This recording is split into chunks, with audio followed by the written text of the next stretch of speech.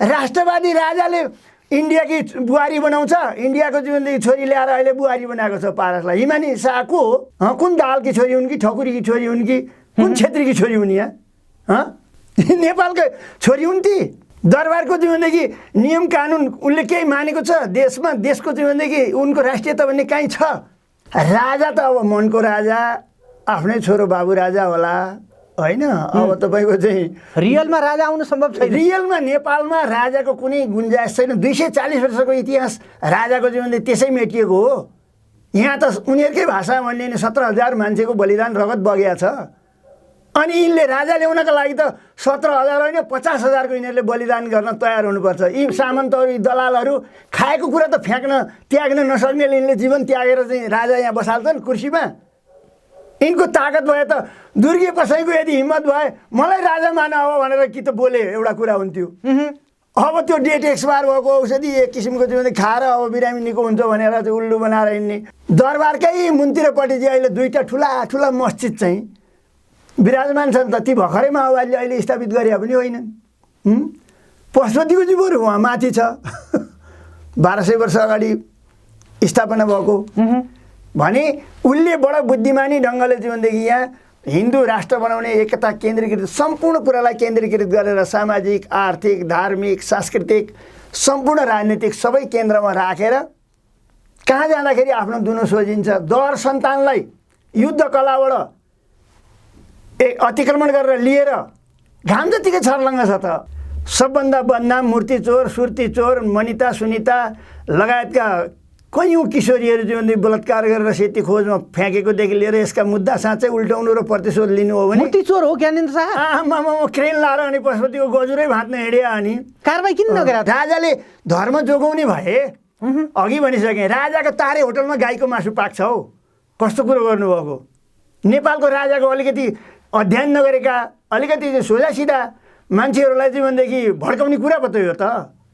कहाँ तपाईँको जीवनदेखि राजाले धर्म जोगाउने, राजाले संस्कृति जोगाउने, राजाले सबै कुरो गरिदिने भइदिएको भए त मठ मन्दिर देवी देवता सबैको रक्षा गर्ने अब राजा चाहियो भनेर भन्छन् क्या। पशुपतिले कल्याण गर्नु भनेर निगुरमुन्टी नहुँदैमा जोगिन्छ।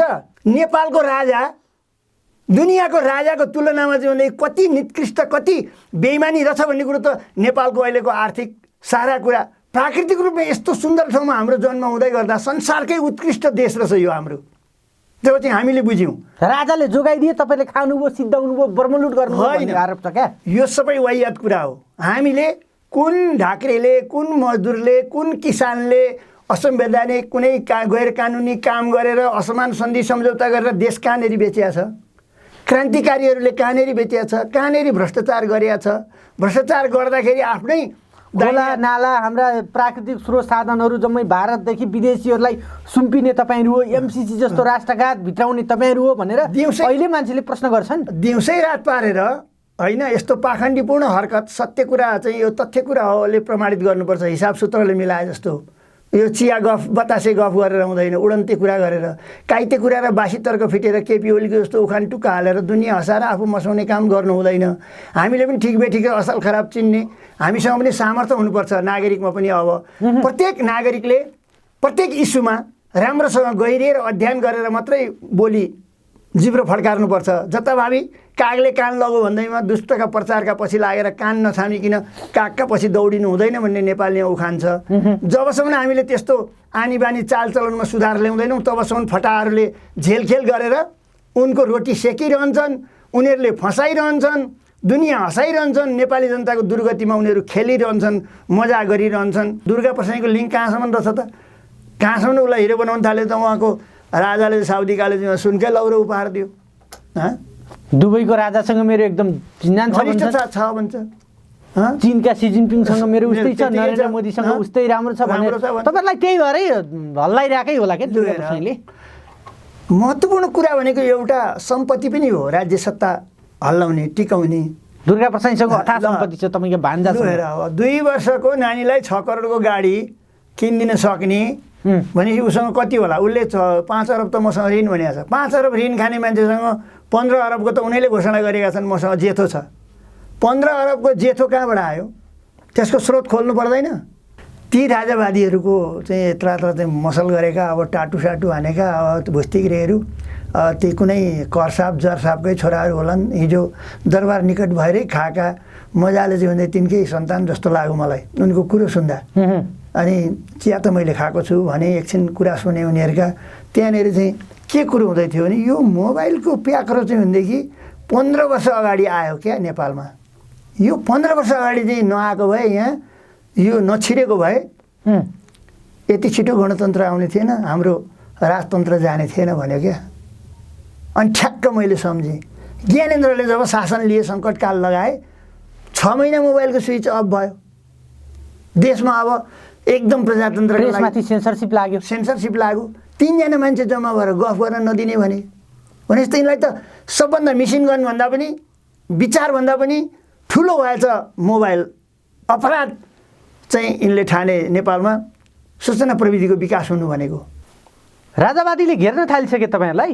सडक पुरै राजावादीको कब्जा, सामाजिक सञ्जाल राजावादीको कब्जा। के भयो यो जनयुद्ध लडेको 10 वर्ष जनयुद्ध लडेको माओवादी पार्टी तपाईँको सरकार छ, गणतन्त्र ल्याउन 12 बुद्धि दलका काङ्ग्रेस एमाले माओवादी सबै त्यति बेला मिल्नुभयो। अहिले तपाईँहरू सबैलाई भारी पर्दैछन् राजावादीहरू। के हेरेर बस्दै हुन्छ तपाईँहरू भन्नु त? होइन हामी त त्यस्तो के हेरेर भन्ने तपाईँको प्रश्न हो। हामी जनता राष्ट्रप्रतिको बडो जिम्मेवारी बोध भएर नै हामीले यसलाई एउटा गणतन्त्रको संस्थागत गर्नका निम्ति नै हामी लागि परेकै छौँ।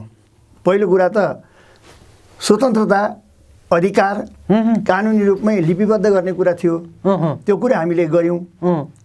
त्यतातिर अब धेरै नजाउँ, धेरै सङ्घर्ष गर्नु पर्यो। त्यसमा पनि हामीले शान्ति प्रक्रियाबाट आएर पनि सैकडौँ मानिसहरूको ज्यान बलिदान भएको छ हाम्रो।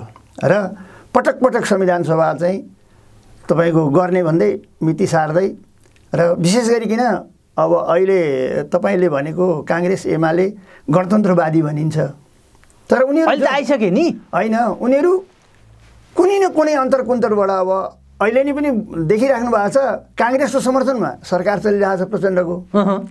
तीको काङ्ग्रेसकै सभासद भन्छ सुनिल शर्मा चाहिँ अब शेखर कोइराला यी के चान्चुने नेता हुन् र यिनीहरू चाहिँ सरकारको राजीनामा हुनुपर्छ भनिराखेका छन्। प्रचण्डको राजीनामा चाहियो, राजीनामा, गृहमन्त्रीको राजीनामा।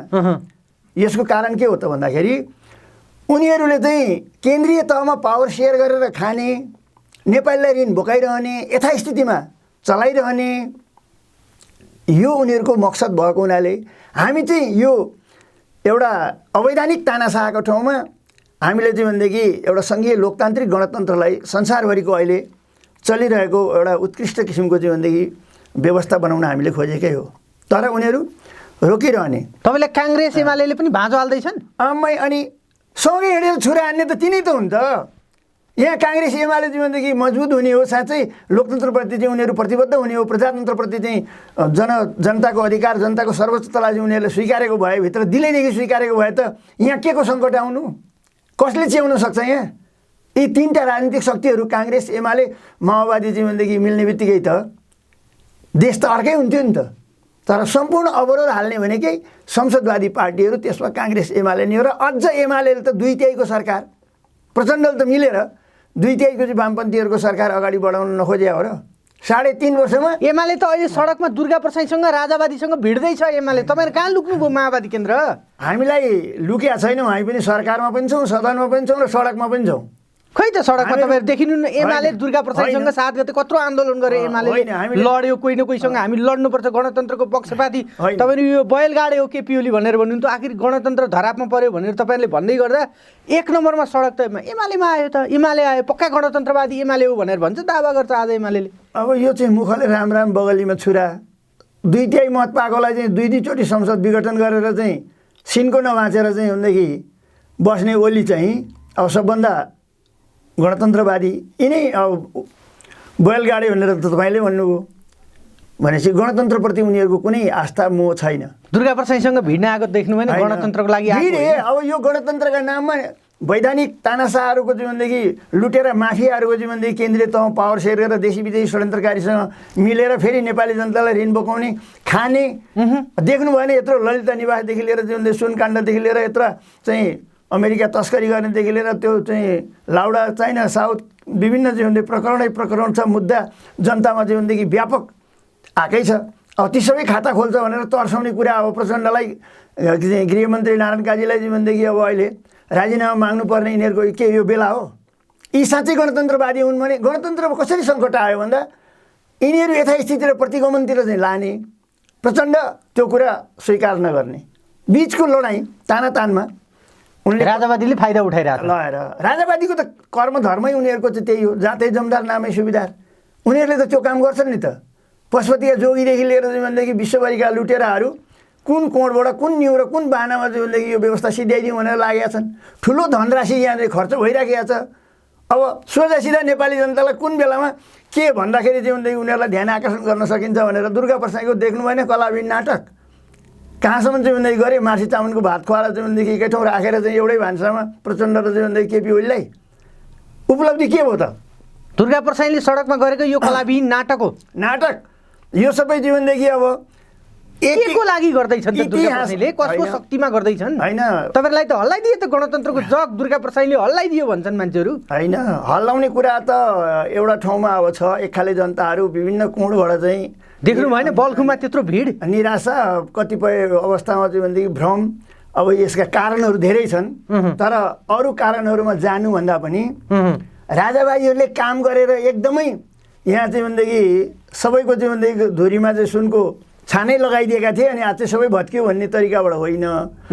आशा अब गणतन्त्रमा चाहिँ भनेदेखि धेरै जनताका थिए अपेक्षाहरू, ती धेरै आशा अपेक्षाहरू पुरा हुन बाँकी नै छ।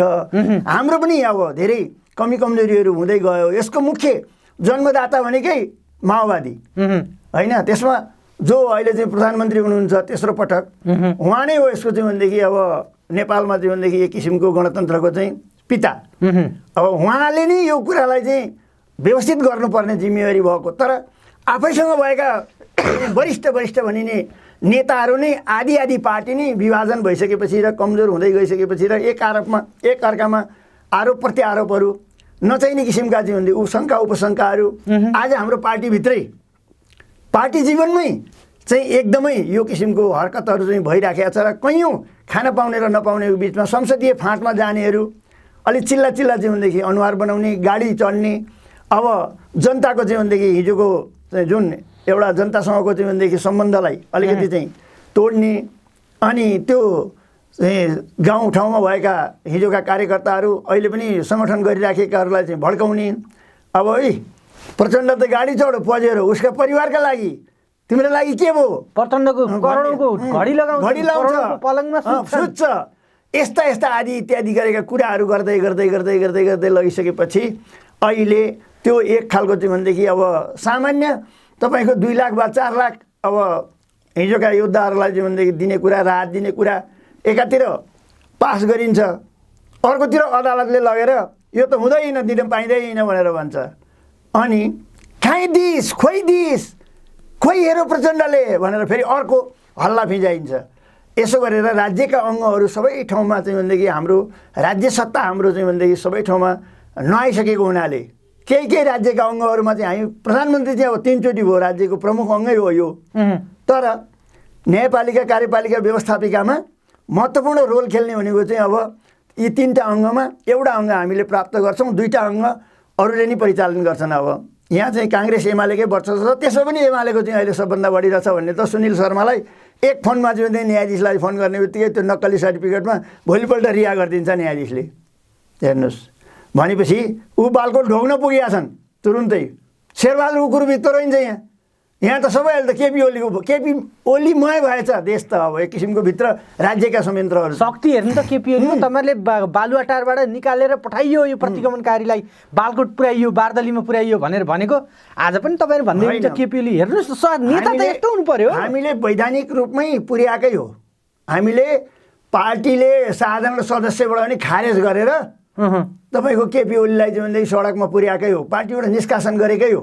तर 2 चोटिको चाहिँ भनेदेखि संसद विघटनलाई स्थापना गर्न जनताको तागतले चाहिँ भनेदेखि उल्टाकै हो। न्यायाधीशले पनि त्यसमा चाहिँ भनेदेखि नजरअन्दाज गर्न सकेनन्।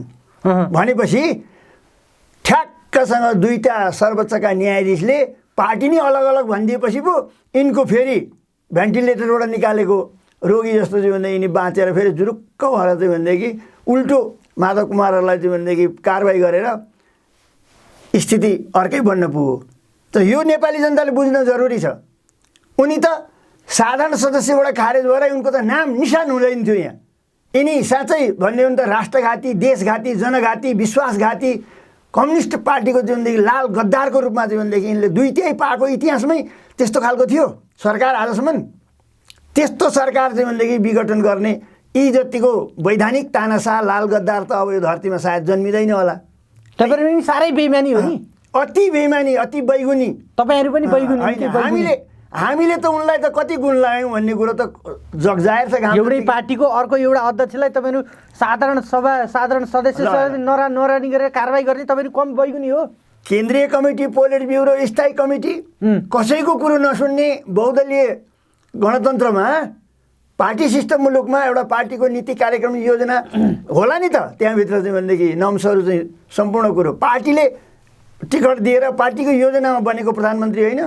सिङ्गो पार्टीको चाहिँ भनेदेखि कुनै कसैसँग चाहिँ भनेदेखि सल्लाह नगरिकन चाहिँ जङ्गबहादुर भन्दा नि चर्को भएर 2 खेप संसद विघटन चाहिँ भनेदेखि गर्न पुगेका छन् उनी।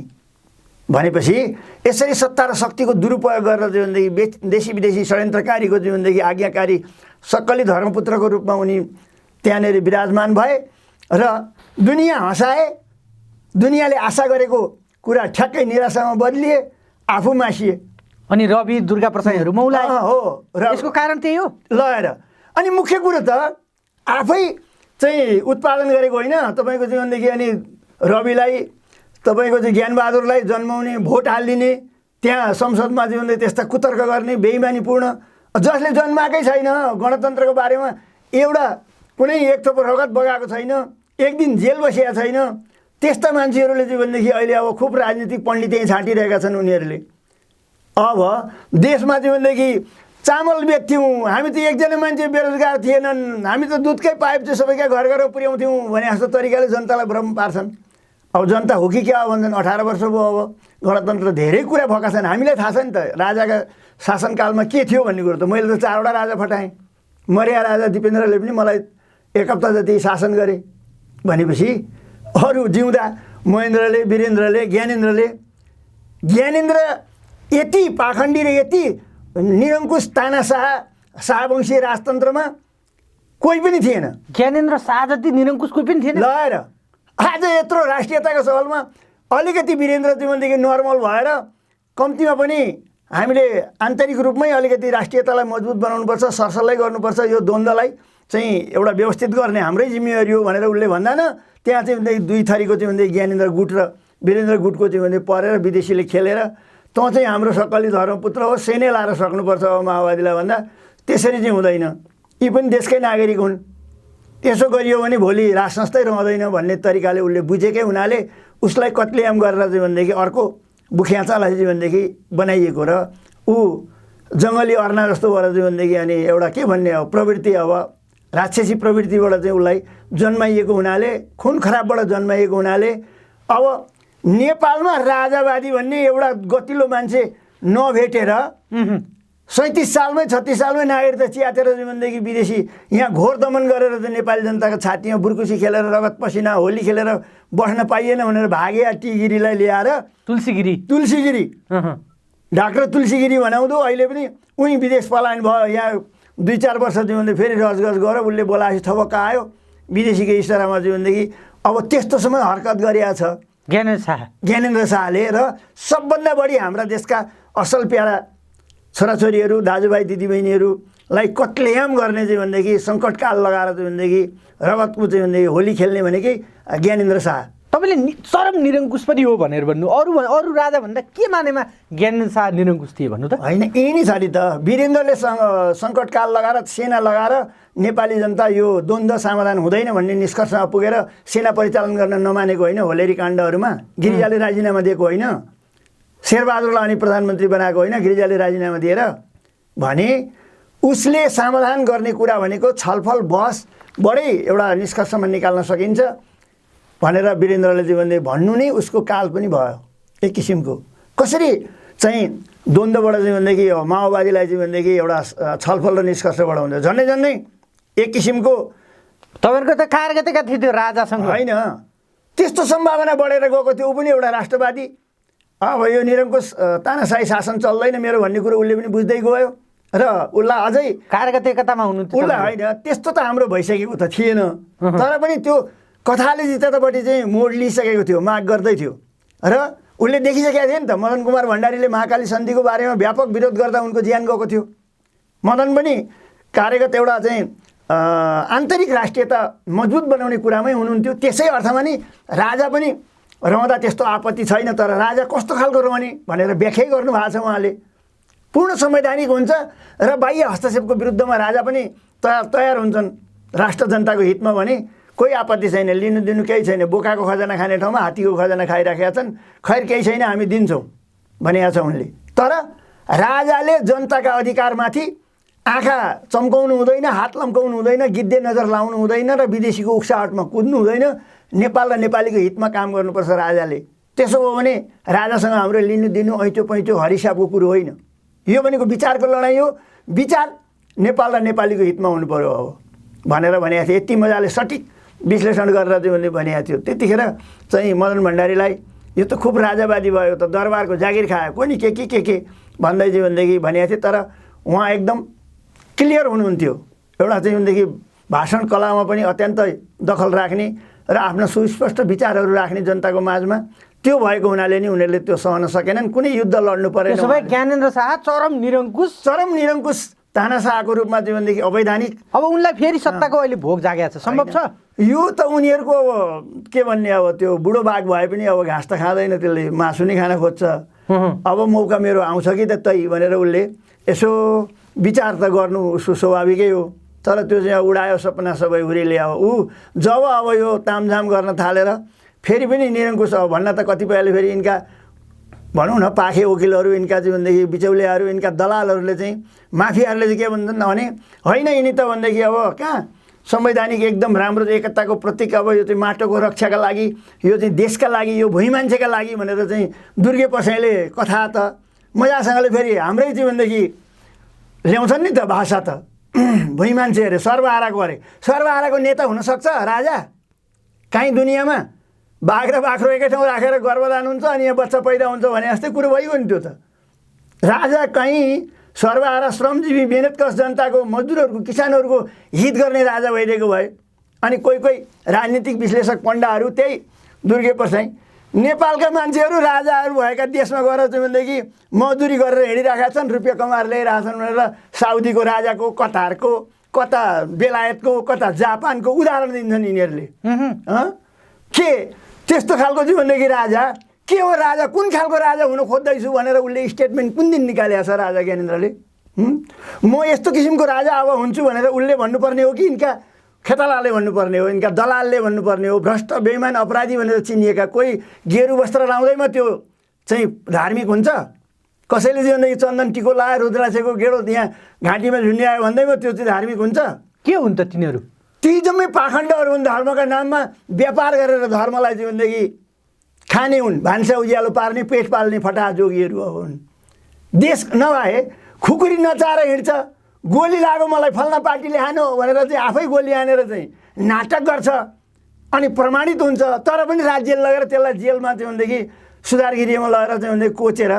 आजीवन सडाउँदैन त्यस्ता धर्मका नाममा चाहिँ आतङ्क मचाउने पाखण्डीहरूलाई चाहिँ जसले हामीले चाहिँ भनेदेखि सम्पूर्ण मानिसहरूले आस्था राख्ने कुरा भनेको व्यक्तिगत स्वतन्त्रताको कुरा हो मानव अधिकारको कुरा हो भनेर हामीले चाहिँ भन्यौँ हामीलाई चाहिँ अपराधी भन्छ फेरि सबभन्दा फ्रिडम त हामीले दिएका छौँ प्रत्येक कसले के खाने कि नखाने कोसँग जाने कि नजाने कसले के धर्म मान्ने कि नमान्ने त्यो त प्रत्येक मानिसहरूको जन्मसिद्ध मानव अधिकारको कुरा आज त जोगीदेखि दुर्गा प्रसाईहरू सबै सडकमा आए तपाईँलाई आचु पार्दैछन् अब केही भुत्लो हल्लाउँदैनन् यिनीहरूले कुनै किसिमको हामीलाई चाहिँ भनेदेखि उ छैन हामी सचेत छौँ हामीले राम्रो ढङ्गले सूक्ष्म ढङ्गले हेरिरहेका छौँ हामी यो देशको जीवनदेखि सरकारमा पनि छौँ बडो जिम्मेवार पनि हुन्छौँ हामी यिनको जस्तो छाडा चाहिँ उटाङ्गी कुरा गरेर जताभावी जीवनदेखि समाज भड्काउने किसिमले जीवनदेखि हामी काम व्यवहार गर्न चाहँदैनौँ दुर्गा प्रसाईको आन्दोलनले तपाईँहरूको खुट्टोको रौँ झर्दैन कहीँ केही यिनीहरूले जीवनदेखि एकछिन एउटा राष्ट्रिय आतङ्क चाहिँ मचाउन खोजेको हो कि भन्ने अलिअलि जनतामा सामान्य त्रास सोझो सिधा जनतालाई दुर्गा प्रसाईको शक्ति कहाँबाट हो? यत्रो हप्तौँ दसौँ दिन तपाईँले नागरिक सर्वोच्चता भनेर गरेको 6 दिनमा आन्दोलन, तपाईँहरूको आन्दोलन तुइए थियो। दुर्गा प्रसाईलाई घरमै नजरबन्द राख्नुपर्ने, दुर्गा प्रसाईलाई ठाउँ ठाउँमा कार्यक्रम गर्न बन्देजै लगाउनु पर्ने, त्यत्रो शक्ति दुर्गा प्रसाईसँग रहेछ होइन? कहाँबाट आयो दुर्गा प्रसाईसँग यो शक्ति? यो पूर्व अब एक खालका भ्रष्टहरू बेइमान अपराधीहरूको सङ्ख्या यहाँ निर्मूल भएको छैन।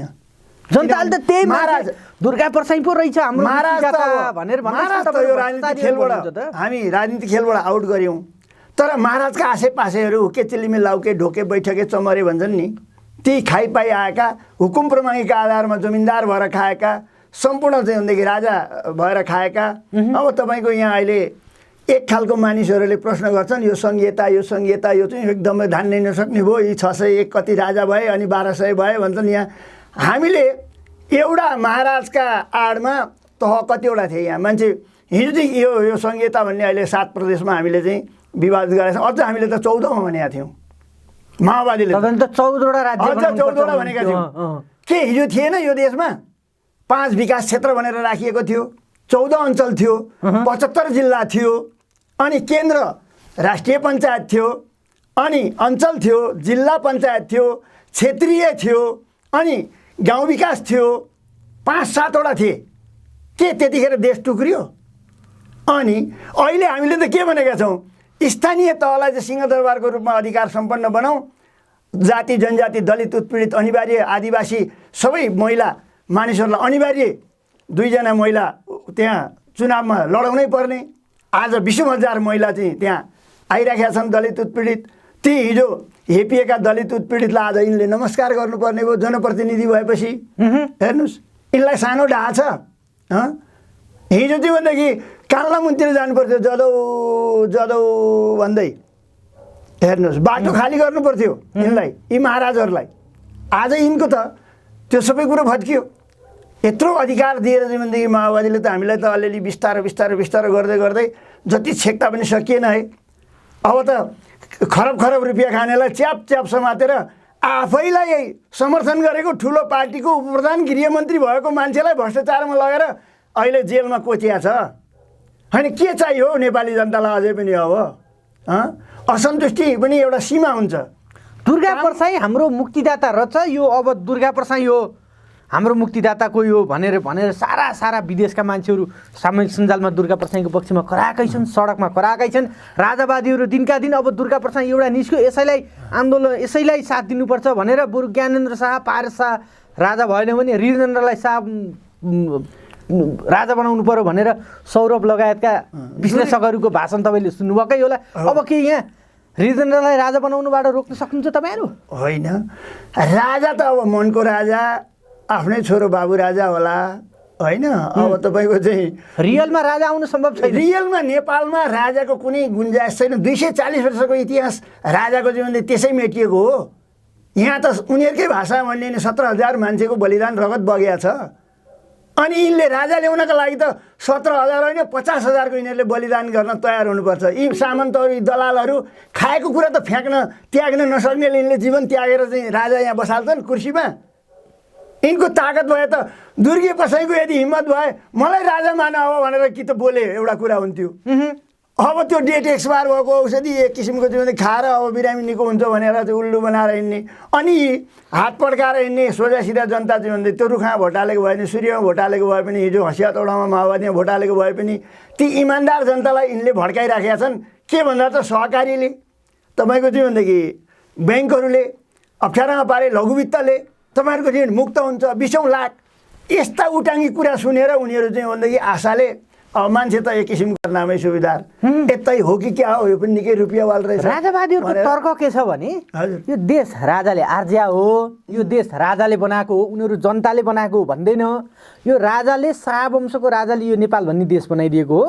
यो देशमा अहिले सङ्कट छ, यो देशको सङ्कट अब त्यही राजालाई जिम्मा लगाइदियो भने राजाले पार लगाइदिन्छन् भन्नेहरू छ क्या। मान्छेहरूको भ्रम पनि छ यो राजाले बनाइदिएको देशमा राजालाई त हुनु पर्यो नि भन्ने। आम जनताहरूलाई कसरी बुझाउनुहुन्छ? कुरो बुझाउनुहोस् त पहिला। कुरो नि एकदम नेपाली भाषामा सोझो तरिकाले के राजाको चाहिँ पृथ्वीनारायण शाहले ढाकीमा चटपटेवालले चाहिँ चटपटे बोकेर ल्याए जस्तो यहाँ बिसाएको हो यो देश?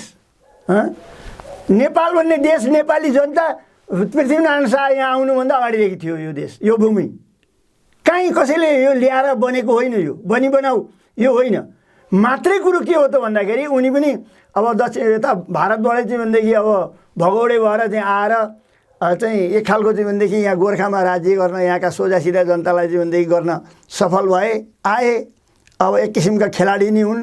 उनले सुल्टापट्टिबाट भयो नि उल्टापट्टिबाट भए पनि अब यहाँ कुरो बुझाउँदा चाहिँ बडो एकीकरण गरेर चाहिँ भनेदेखि भनिन्छ। एकीकरण र अतिक्रमणको कुरै यहाँ परिभाषा अलग अलग छ। पृथ्वीनारायण शाह गोर्खामा जन्मेका होइनन्? कहाँबाट अब कहाँबाट आए त तिनका पुर्खा? तिनका पुर्खा त भन्दै कुन खाएको चाहिँ भनेदेखि सन्तान भनेर त इतिहासले भनिराखेको छ। एउटा मुसलमानको खा भनेको के? मुसलमान। त्यसको प्रमाण के हो? दरबारकै मुन्तिरपट्टि चाहिँ अहिले दुईवटा ठुला ठुला मस्जिद चाहिँ विराजमान छन् त। ती भर्खरै माओवादीले अहिले स्थापित गरे पनि होइनन्।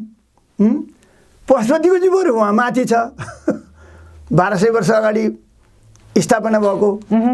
भने उसले बडो बुद्धिमानी ढङ्गले चाहिँ भनेदेखि यहाँ हिन्दू राष्ट्र बनाउने एकता केन्द्रीकृत सम्पूर्ण कुरालाई केन्द्रीकृत गरेर सामाजिक, आर्थिक, धार्मिक, सांस्कृतिक, सम्पूर्ण राजनीतिक सबै केन्द्रमा राखेर कहाँ जाँदाखेरि आफ्नो दुनो सोझिन्छ। दर सन्तानलाई युद्ध कलाबाट अतिक्रमण गरेर लिएर घाम जतिकै छर्लङ्ग छ त। उनले के मिटिङ बसालेर 22-24 राजा रजौटाहरूलाई भोज खुवाएर अनि सबैलाई सहमति गरेर चाहिँ भनेदेखि विशाल राज्य बनाएका हुन् बुद्धि लगाएर।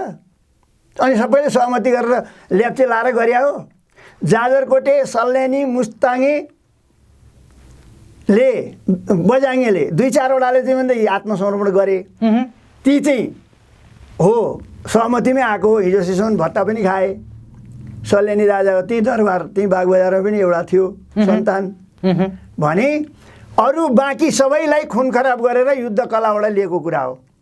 मान्छेले राज्य सत्ता सजिलैसँग निर्माण हुन्छ। अब उनको भित्री मकसद त के देखियो भने जनतालाई अधिकार सम्पन्न बनाउने भन्दा पनि त्यो 22-24 राजा रजौटाहरूलाई खत्तम गरेर सिद्ध्याएर आफू महाराज बन्ने महत्त्वकांक्षाका साथ दर सन्तान महाराज बनाउनका निम्ति गरिएको युद्ध थियो भन्ने कुरो चाहिँ घाम जतिकै छर्लङ्ग छ। अनि त्यसको हन्डी खाएर त्यसका वरिपरि शक्तिका पुजारीले बुट्टा भरेर यो त एकीकरण गरेका थिए, यसो थियो उसो थियो, मेरा पुर्खाको पनि योगदान छ भन्ने कुरो त अहिले हनुमान ढोकामा त्यहाँनिर कणेल चोकै भन्ने छ। कसैले स्वीकार्दैन। यो देश विजयनगर चाहिँ राजाले बनाइदिएको, यो देश राजाले आर्जेको हो। कतिपय ज्ञानेन्द्र साईले उदाहरण कस्तो दिन्छन् तपाईँले सुन्नुहोस्? सुनिएको छु। घरमा बसेको घरबेटी बाको उदाहरण दिन्छन्। राजालाई घरबेटी बा बनाएर त्यो घरमा बसेको भाडावालले त घरबेटीलाई लत्यार्न पाइन्छ भनेर ज्ञानेन्द्र साईले उदाहरण दिन्छन्। यस्तो छ चेतना। यो कुनै घरबेटीको र घर बाहिरको कुरा होइन। यो एउटा राज्य सत्ताको कुरा हो। राज्य सत्ता उनले त्यसो भए यो देश राजाले बनाएको होइन। राजाले के बनायो? राजाले बनाएको भएदेखि अरू दुनियाँको उदाहरण दिन्छन्। अरू दुनियाँका राजाको चाहिँ स्थिति यिनकै शाहवंशको जस्तो चाहिँ भनेदेखि मात्रै भइदिएको भए त एउटा इतिहास त छ त। फ्रान्सकोदेखि लिएर चाहिँ बेलायतको सडकमा ल्याएर राजालाई काटेको इतिहास पनि छ। त्यस्तो इतिहास यहाँ पनि झन्डै झन्डै नदोरिएला भन्न सकिन्न। त्यो खालको स्थिति बनिसकेको थियो र मैले जनताको नासो जनतालाई दिएँ अब भनेर सटक्कसँग गएको हुनाले पो उनी जोगिएका त। हामी युद्ध लड्ने मान्छेहरूलाई, हामी आन्दोलनकारीलाई 62-63 आन्दोलन कस्तो थियो, कति जनउभार थियो, हामीले कुन किसिमको रापचाप र दबाब चाहिँ भन्दै सिर्जना गरेका थियौँ, जनअधिकारका निम्ति कस्तो कस्तो भोग्यौँ, अन्तर्राष्ट्रिय आतङ्ककारीको बिल्लासम्म भिर्यौँ, रेड कार्ड नोटिस जारी गरेका थिए, यिनका धर्मबाबुले अमेरिकादेखि चाहिँ फरमान जारी गरेका थिए भने काहीँ हामीहरूलाई यो धरतीमा जहाँ देखे पनि त्यहाँ सिद्ध्याउने भन्ने थियो। त्यति गर्दा पनि यिनले नसकेपछि अनि हामीलाई चाहिँ सम्झौता गरेर चाहिँ हामीले पनि अब लु मान्छौँ भने अब सबै कुरो हामीले भनेको मान्छौँ, देश समृद्ध बनाउने कुरा लाग्छौँ भने भइगयो त। अब किन धेरै चाहिँ खुन खराब गरिरहनु? दुर्गा प्रसाईलाई उचाल्ने प्रचण्ड हो भनेर भन्छन् मान्छेहरूले अहिले। दुर्गा प्रसाईलाई यो प्रचण्डलाई यो अझ विशेषतः कम्युनिस्टहरूलाई कोही न कोही प्रगति गर्न, कोही अथवा उनीहरूको कार्यनीति सिद्धान्तमै कोही न कोही उनीहरू वर्गशत्रु चाहिन्छ।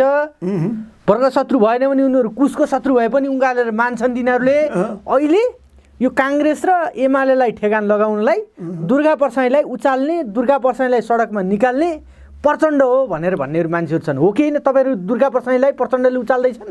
यस्तो काङ्ग्रेस र एमालेको बिल्ला गर्न, एमाले विरुद्ध उठाउन? यस्तो कुरो सुन्नुभएको छैन यो कुरा तपाईँले? यो पहिलो घटना होइन। यस्तो कुरा हामीले धेरै इतिहासमा पनि हेरेका छौँ र यहाँ पनि विगतमा भएको कुरा हो। ज्ञानेन्द्र प्रचण्ड भने पनि त एउटै हो भन्दै हिँडेको थियो नि त। आखिरी सकली कुरो त त्यो होइन रहेछ, प्रमाणित भयो।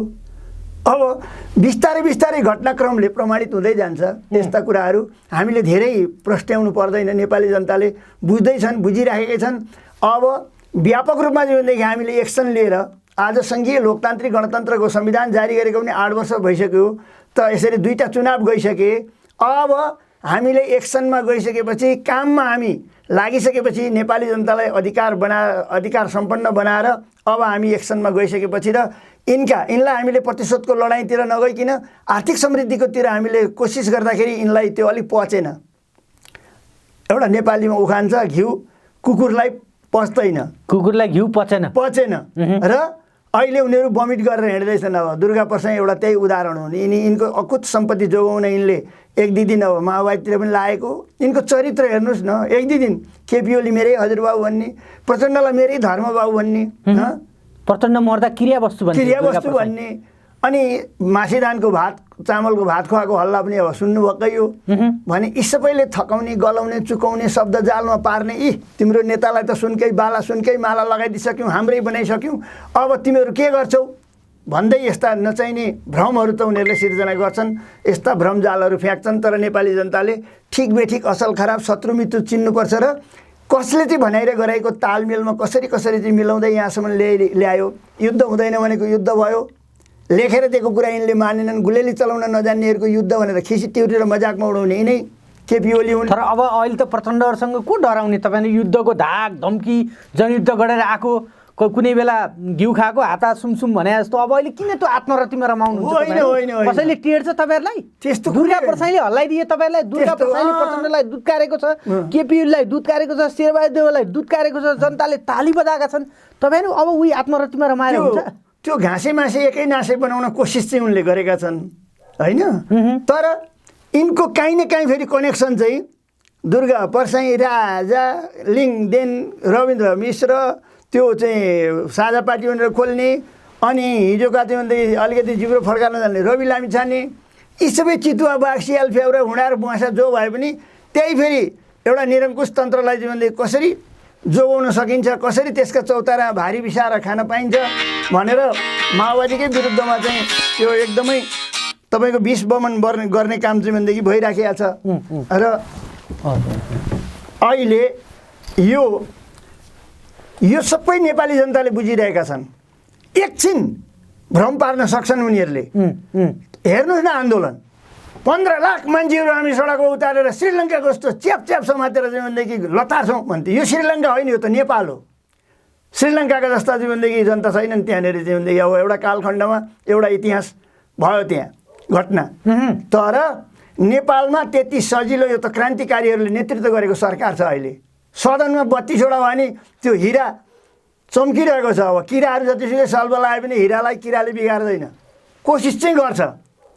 र हामी अहिले निराशा भएका, पलायन भएका, कहाँ चाहिँ भनेदेखि बडो कुण्ठित भएर बसेकाहरू, यिनले मरो भनेका, यिनले सुतो भनेका अब जुरुक उठेर अहिले गाउँमा चाहिँ भनेदेखि जनताको बिचमा चाहिँ भनेदेखि माओवादी मनमा जनजनमा भन्ने हाम्रो अभियान चलिसकेपछि यिनको अहिले 12 बजेर सातो पुत्लो गएर अर्थो पुराना यिनका धर्मपुत्रहरू चाहिँ भन्दै सबै थाकेर गलेर चाहिँ भनेदेखि अब देख्नु भएन कमल थापाले चाहिँ भनेदेखि अब कमल थापाको पनि परान तङ्ग्रिसक्यो अहिले। अब राजतन्त्रको लागि सडकमा आउँछु भन्दैछन् कमल थापा। के कुनै किसिमको चाहिँ भनेदेखि कुनै किसिमको उनको त्यो हैसियत केही पनि चाहिँ भनेदेखि छैन अहिले। र अब अहिले हैसियत समाप्त भइसकेका मान्छेहरू अलिअलि चाहिँ त्यो आइसियुबाट निकाले जस्तो गरेर मुसो जस्तो चाहिँ भनेदेखि अब अहिले उनी त्यहाँ देखा चाहिँ पर्दैछन्।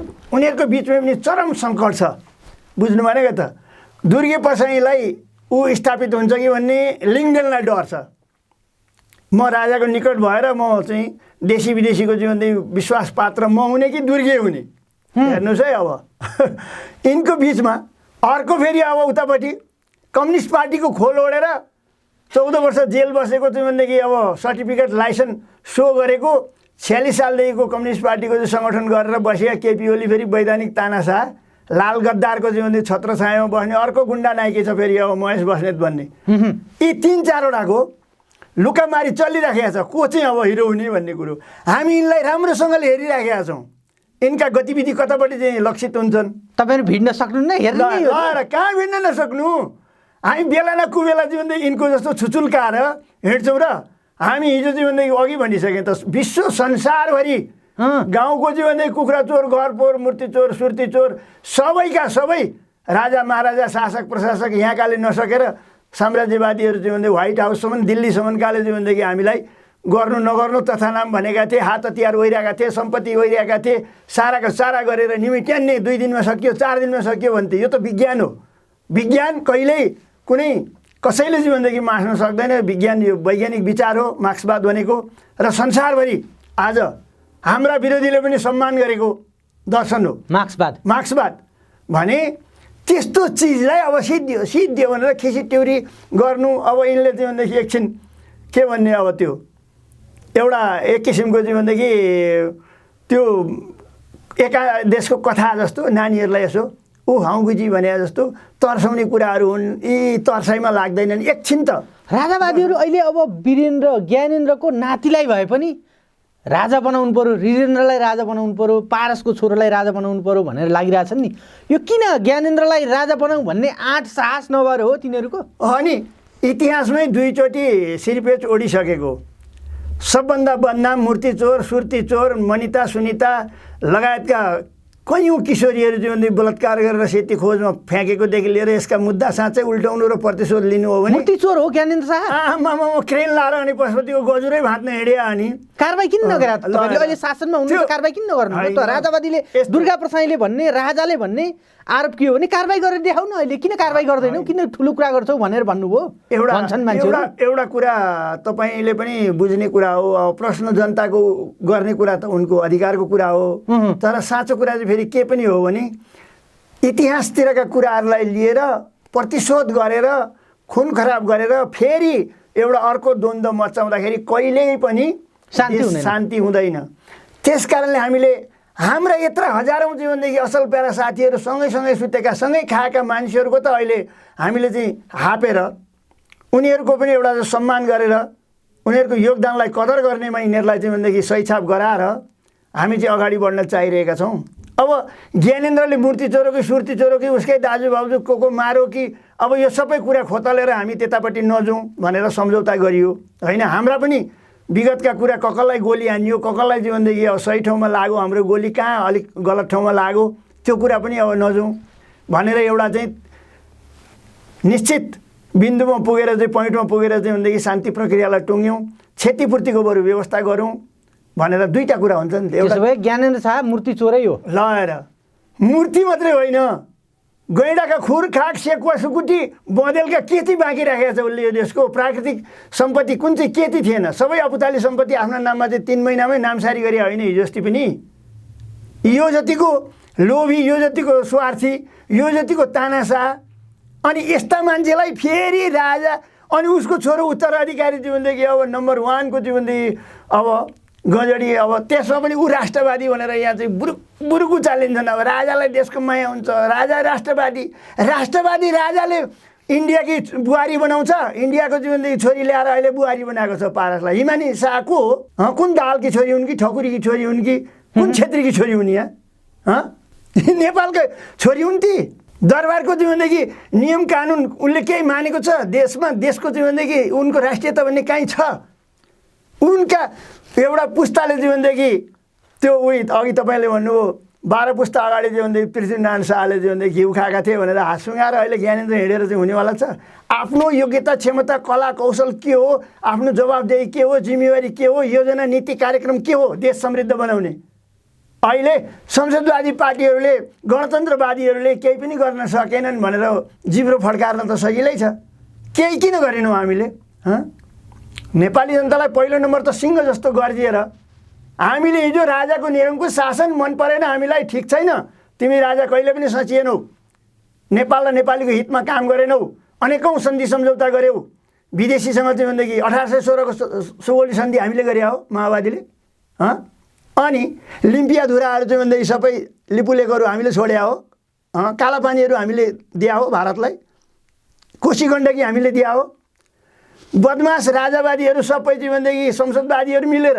दिने अनि अब्जस जति हामीले बेहोर दिनुपर्ने के माओवादीले यसको अब्जस बोकिदिन आएका हौँ हामीले मात्रै कुरो यति भनेको हो कि यो अब इतिहासको कालखण्डमा कसले सकारात्मक नकारात्मक सकेर नसकेर जानेर नजानेर सत्ताको खेलमा सम्झौता गर्यौँ तर आइन्दा अब यस्तो कामहरू नगर अब राष्ट्रहितमा काम गर हामी क्रान्तिकारीहरू छौँ साथमा तिमीहरूलाई चाहिँ भनेदेखि हामी सुरक्षा दिन्छौँ अब कसैलाई चाहिँ मदन भण्डारी जस्तो मारेर दरबार जस्तो कत्लेआम गरेर अब यहाँको राष्ट्रियता यहाँको जनजीविका यहाँको चाहिँ उन्नति प्रगति रोक्न सकिँदैन हामी एक ढिक्का हुनुपर्छ अगाडि बढ्नुपर्छ भनेर कति हेर्नुहोस् त एमालेका 3टा नेता चाहिँ भनेदेखि अब प्रधानमन्त्री बनाउने प्रचण्ड होइनन् गिरिजालाई जेलबाट निकालेर चाहिँ भनेदेखि उहाँ कठामा हानेर रत्न पार्कमा 500 जना मान्छे जम्मा गर्न नसकेर पुलिसले टाउको फरिया होइन अनि त्यस्तो मान्छेहरूलाई चाहिँ जेल हालेर हामीले मुस्ताङ हिमाल पारीका मान्छे जनता उठाइदिएर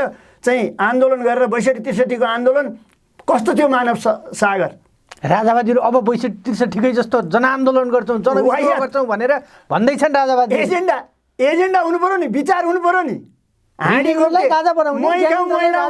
घोप्टे राक्षसी भावनाले प्रेरित भएको राजालाई स्थापित गरेर अनि आन्दोलनको नेतृत्व गर्छु भनेर एउटा चाहिँ मेरो माओली खलक नै हो पनि आमाको माओली भदा पर्छ अब मेरो माओली भाइ नाताले अब दुर्गा प्रसाई अब यिनको खाइन पाइनले चाहिँ 2 वर्षका नानीलाई 6 करोडको गाडी किनिदिएर हिँडेका छन् अनि यिनको त्यो सबै खाइन पाइन चाहिँ प्रचण्डले बचाइदिनु पर्ने मैले कुकर बम बनाइदिएको थिएँ मैले यति पैसा सहयोग गरेको थिएँ भने भन आज जीवन जीवनै पटक पटक मृत्युको मुखमा पुगेर फर्किएका मानिसहरू हामी छौँ जिउभरि गोली बोक्नेहरू हामी छौँ मुद्दा अहिले पनि खेपिराख्ने मान्छे यी छौँ परिवारका सदस्य आरी राजतन्त्र फ्याँक्नका निम्ति जीवन गुमाउनेहरू यी छौँ बेपत्ता परिवार त्यत्तिकै छौँ साराका सारा छौँ के हामी सक्यौँ पलायन गरेर सक्यौँ युवाहरू सबै बेचेर सके भन्छन् 200 वर्ष अगाडिदेखि गोर्खा फौज भनेर बेच्ने ज्ञानेन्द्र होइन ज्ञानेन्द्रको वंश होइन राजतन्त्र होइन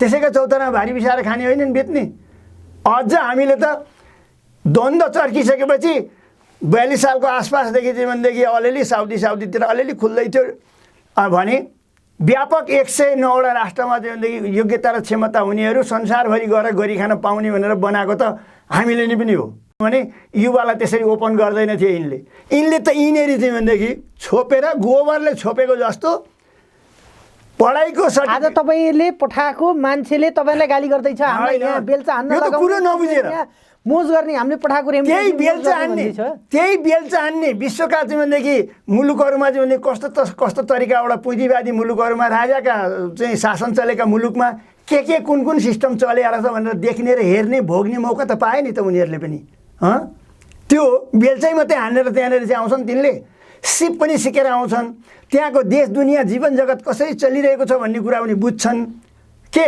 सबै बेफाइदै बेफाइदा अनि एउटा कुरा दिनै पछि सुन्छु म बाक्सामा भरिएर आए भन्छन् त लाखौँ मान्छे विदेशमा छन् भने 80 लाख मान्छे मर्दैनन् दिनमा एउटा 2वटा 5वटा यहाँ पशुपतिमा हेरौँ त यहीँ काठमाडौँमा चाहिँ करिब चाहिँ भनेदेखि अब उपत्यकाभित्रका चाहिँ भनेदेखि 25-30 लाख जनसङ्ख्या होला त्यो 25-30 लाखमा त्यहाँ दिनै पछि 8-10वटा लास जल्दैनन् बाक्सा नल्याएर प्लेनमा नल्याएर के मैले हुन्थ्यो हिँडेर आउँछ त विश्वबाट नेपालीको लास यी फटाहरू यसरी ब्ल्याकमेलिङ गरिराखेका छन् मृत्यु सँगसँगै छैन जन्म सँगसँगै हामी जापान जाने बित्तिकै अस्ट्रेलिया जाने बित्तिकै बेलायत जाने बित्तिकै अमेरिका जाने बित्तिकै अझमरी हुन्छौँ जहाँ गए पनि हाम्रो मृत्यु त सँगै छ नि नेपालीहरूको भने संसारका मानिसहरूको त्यही हो के यहाँ विदेशी आएर मर्दैनन् नेपालमा अमेरिकन मरेको छैन अस्ट्रेलियन मरेको छैन जापानी मर्दैन के तिनले त्यही राजनीति गर्छन् नेपालमा गएर मर्यो भनेर त सुनेको छुइनँ मैले त्यस्तो भने त्यसो भए राजावादीले अनावश्यक भ्रम होइन यस्ता हल्ला के गर्दा हुन्छ उनीहरूले उल्टा पाल्टा अनेकौँ किसिमका चाहिँ षड्यन्त्र शब्दजालहरू भावनामा बहकाउने यी कुराहरू नि शब्दजाल प्रसाईले भन्दैछन् अब पुजदेखि काठमाडौँका सबै सटरहरू बन्द हुन्छन् अब व्यापारीहरू मलाई साथ दिन आऊ होइन भने अब तिमीहरू खलास केही कामै छैन पुरै माडवारीले कब्जा गरिसक्यो भन्दैछन् अनि माडवारी हामीले भर्खर बोलाएको यसपालि यिनै महाराजाहरूले यिनै शासक प्रशासकले विनोद चौधरी के माओवादी सँगसँगै आएको दलाल पुँजीवादी व्यवस्था नव उदारवाद अमेरिकाको जीवनदेखि इसारामा साम्राज्यवादीहरूको इसारामा चाहिँ आजभन्दा चाहिँ भनेदेखि लगभग 48 सालभन्दा पहिले आइसकेको 48 सालभन्दा अगाडि आइसकेको थियो यो। उनले स्वीकारेको व्यवस्था हो। अनेकौँ सन्धि सम्झौता यिनले गरे हो। हामी त यी सबै यस्तो विकृति विसङ्गति छ, यिनलाई सच्याउनु पर्छ है भनेका छौँ। अझ दलाल पुँजीपतिहरूलाई हिजो हामीले के भन्यौँ भने बाबुरामको चाहिँ प्रधानमन्त्री हुँदा, प्रचण्डले पहिलो प्रधानमन्त्री हुँदा, झोलामा खोला बोकेर नहिँड, तिमीहरू काम गर्ने हो भने तुरुन्तसँग काम गरिहाल, विद्युत ऊर्जाको उत्पादन गरिहाल, देश समृद्ध बनाउने प्राकृतिक साधन स्रोतको बेचबिखन गरेर, उत्पादन गरेर, वस्तु र प्रविधिको विकास गरेर हो भनेर हामीले पहिलोचोटि त्यो काम गरेको बापत नि हामीलाई जीवनदेखि दुश्मनहरूले प्रहार गर्न थाले। यहाँका दलालहरूले, जल माफिया, भूमाफिया, आतङ्ककारीहरू त ती हुन् नि। हामीले चिनाउन सक्यौँ, जनतालाई यो व्यापक रूपमा भन्न सक्यौँ, कुशल कार्यकर्ताहरू, असल सङ्गठकहरू बनाउन सकेनौँ। लोभी पापी स्वार्थीहरू केन्द्रीकृत भए, सबै यिनीहरू आए। यो चाहिँ कमजोरी भएकै हो। फेरि प्रचण्डले पनि स्वीकारेको छ। आफ्नो पोल्टामा भएको त ठिकै छ, आफ्नो त आफ्नै हो, क्रान्ति योद्धाहरू नै हुन्, धैर्य गर्छन् भन्दै अरूलाई बनाउन खोजेको। तर पोल्टाको पनि झरो भुइँमा अरू त अरू नै थिए, सबै लाखापाखा लागे। ती त बैगुनी नै रहेछन्। नेपालीमा उखान छ क्या, अर्काको बाछो चाटेर मुखभरि रौँ। सामन्तलाई सुमसुमिया र किन हाम्रो हुन्थ्यो? जङ्गली अर्नालाई सारङ्गी बजाएर चाहिँ त्यसको मन कमलाउनु र यहाँका दलाल पुँजीवादीहरूलाई, सामन्तहरूलाई, नोकरसाहरूलाई, आनी बानी र चालचलन बिग्रेकाहरूलाई सपार्छु भन्नु, त्यही एउटै कुरो भयो। जङ्गली अर्नालाई चाहिँ हामीले इमान्दार बनाउन खोजे जस्तै भयो। बरु अर्ना चाहिँ हाम्रो इमान्दारिता हुनसक्छ भोलि, त्यसले चाहिँ बरु भने मान्छ। बाघ बरु हामीले चाहिँ सदाएका छौँ, हात्ती हामीले सदाएका छौँ। तर यी नर पशु, खुङखार हृदय भएका यी दलालहरू, रक्तपिपासुहरू, आज तिनका हातमा अर्थतन्त्र छ हो। किनभने हिजै राजाको वरिपरि रहेर भजन गाएर चाहे त्यो बौद्ध आज के यो धर्म जोगाइदिने, यो धर्म पनि हाम्रो सङ्कटमा पऱ्यो, धर्म संस्कृति सबै सङ्कटमा पऱ्यो। यो जोगाइदिनेलाई पनि एउटा राजा चाहियो भनेर भन्नु। मैले एउटा धर्मको एङ्गलबाट राजाको वकालत गर्नेहरूलाई के भन्नुहुन्छ? अनेक ढङ्गले जीवन उनीहरूले प्रस्तुत हुन्छन्। जस्तो मैले एउटा बच्चैमा सुनेको थिएँ, औँसीको रात के कालो, त्योभन्दा अझ घनीघुस कालो, पुँजीवादी मान्छेको दिल कालो भनेर सुनेको थिएँ। यी दिलैदेखि काला भएका मानिसहरूलाई यिनलाई उज्यालो ल्याउन सकिँदैन। यिनलाई त सुधार गृहमा लगेर अझ एउटा खुल्ला चाहिँ जेल बनाउनुपर्छ र ठुलो एउटा कृषि फारममा जीवनदेखि यिनलाई वरिपरि सेन्टी राखेर तारबारले घेरेर यिनलाई जीवनदेखि त्यहाँ काममा कजाउनुपर्छ। सुधार गृहमा यिनलाई चाहिँ श्रम शिविरमा हाल्नुपर्छ। दलालहरूलाई, यहाँका अराष्ट्रिय तत्त्व भनेका, दलाल भनेका नेपाली जनतालाई हरिकङ्गाल बनाएर विदेशमा, यहाँ विदेशको जीवनदेखि कम्पनी आउँदा यहाँ हुन्छ त्यहाँ हुन्छ। विदेशको एनसिएल कम्पनी आयो, 70 अर्ब त लगभग जीवनदेखि राजस्वै तिरेन। यहाँको न्यायाधीश पर्दैन तिर्नु भन्छ। अनि त्यो न्यायाधीश आतङ्ककारी होइन, राष्ट्रघाती होइन, त्यो राष्ट्रलाई बुझाउनु पर्ने ट्याक्स। अहिले राजाबाजीले जम्मै यो गर्ने, तपाईँहरू यस्ता एनसिएल जस्ता, एनसिएललाई कर तिर्न नपर्ने, यो जम्मै एनसिएललाई कर छुट दिने, अर्को कम्पनी लिने, तिनलाई कर छुट दिने, जम्मै तपाईँहरू हो, यो व्यवस्थाले गरे हो भनेर राजावादीहरूले तपाईँहरूमाथि खल्ली देख्नु भएको छैन? होइन, राजावादीकै बाई प्रोडक्टको रूपमा रहेका काङ्ग्रेस एमालेका धर्मपुत्रहरू र तिनैलाई जीवनदेखि रुपियाँ खुवाएर तिनलाई नै ए टिम र बी टिम जस्तो फुटबल खेलाडीलाई जस्तो फन्ड दिएर विभिन्न तरिकाबाट जीवनदेखि हिजोदेखि खाइपाइ आएका शक्तिहरूले नै यो काम अहिले गरिराखेका छन्। र हाम्रा पनि साथीहरू घाम जत्तिकै यो छर्लङ्ग र सत्य, तितो सत्य बोल्नै पर्छ हामी कहिल्यै हामी बरु आत्मआलोचित हुन्छौँ। हामीले धेरैपल्ट आत्मआलोचित भएका छौँ र आलोचना र आत्मआलोचनाबाट शुद्धिकरण हुँदै हामी बढ्ने भएको हुनाले धर्म जोगाउन, संस्कृति जोगाउनलाई राजा चाहियो, राजा चाहिने रहेछ एउटा मियो भन्नेहरू पनि मान्छेहरू छन् क्या? छन्। त्यो चाहिँ एउटा देखाउने कुरा हो। एक खाले राजाले धर्म जोगाइदिँदैन? कहाँ राजाले धर्म जोगाउँछ? राजा नै सबैभन्दा यहाँ हिन्दू सम्राट भनेर भन्छ। त्यो जयेन्द्र सरस्वती भन्ने जीवनदेखि भारतको एउटा जोगीलाई चाहिँ ज्यानमाराको अभियोग लाग्यो। ज्ञानेन्द्रलाई जीवनदेखि सम्राट घोषणा गर्नसम्म लगाएको छ। उहाँ ऊ चाहिँ 2टा जेन केसले जीवनदेखि अहिले जेलमा छ। राजालाई सम्राट घोषणा गर्ने भनेपछि राजाले धर्म जोगाउने भए अघि भनिसकेँ। राजाको तारे होटलमा गाईको मासु पाक्छ हौ, कस्तो कुरो गर्नुभएको। नेपालको राजाको अलिकति अध्ययन नगरेका, अलिकति सोझा सिधा मान्छेहरूलाई जीवनदेखि भड्काउने कुरा पो त यो त। कहाँ तपाईँको जीवनदेखि राजाले धर्म जोगाउने, राजाले संस्कृति जोगाउने, राजाले सबै कुरो गरिदिने भइदिएको भए त मठ मन्दिर देवी देवता सबैको रक्षा गर्ने अब राजा चाहियो भनेर भन्छन् क्या। पशुपतिले कल्याण गर्नु भनेर निगुरमुन्टी नहुँदैमा जोगिन्छ।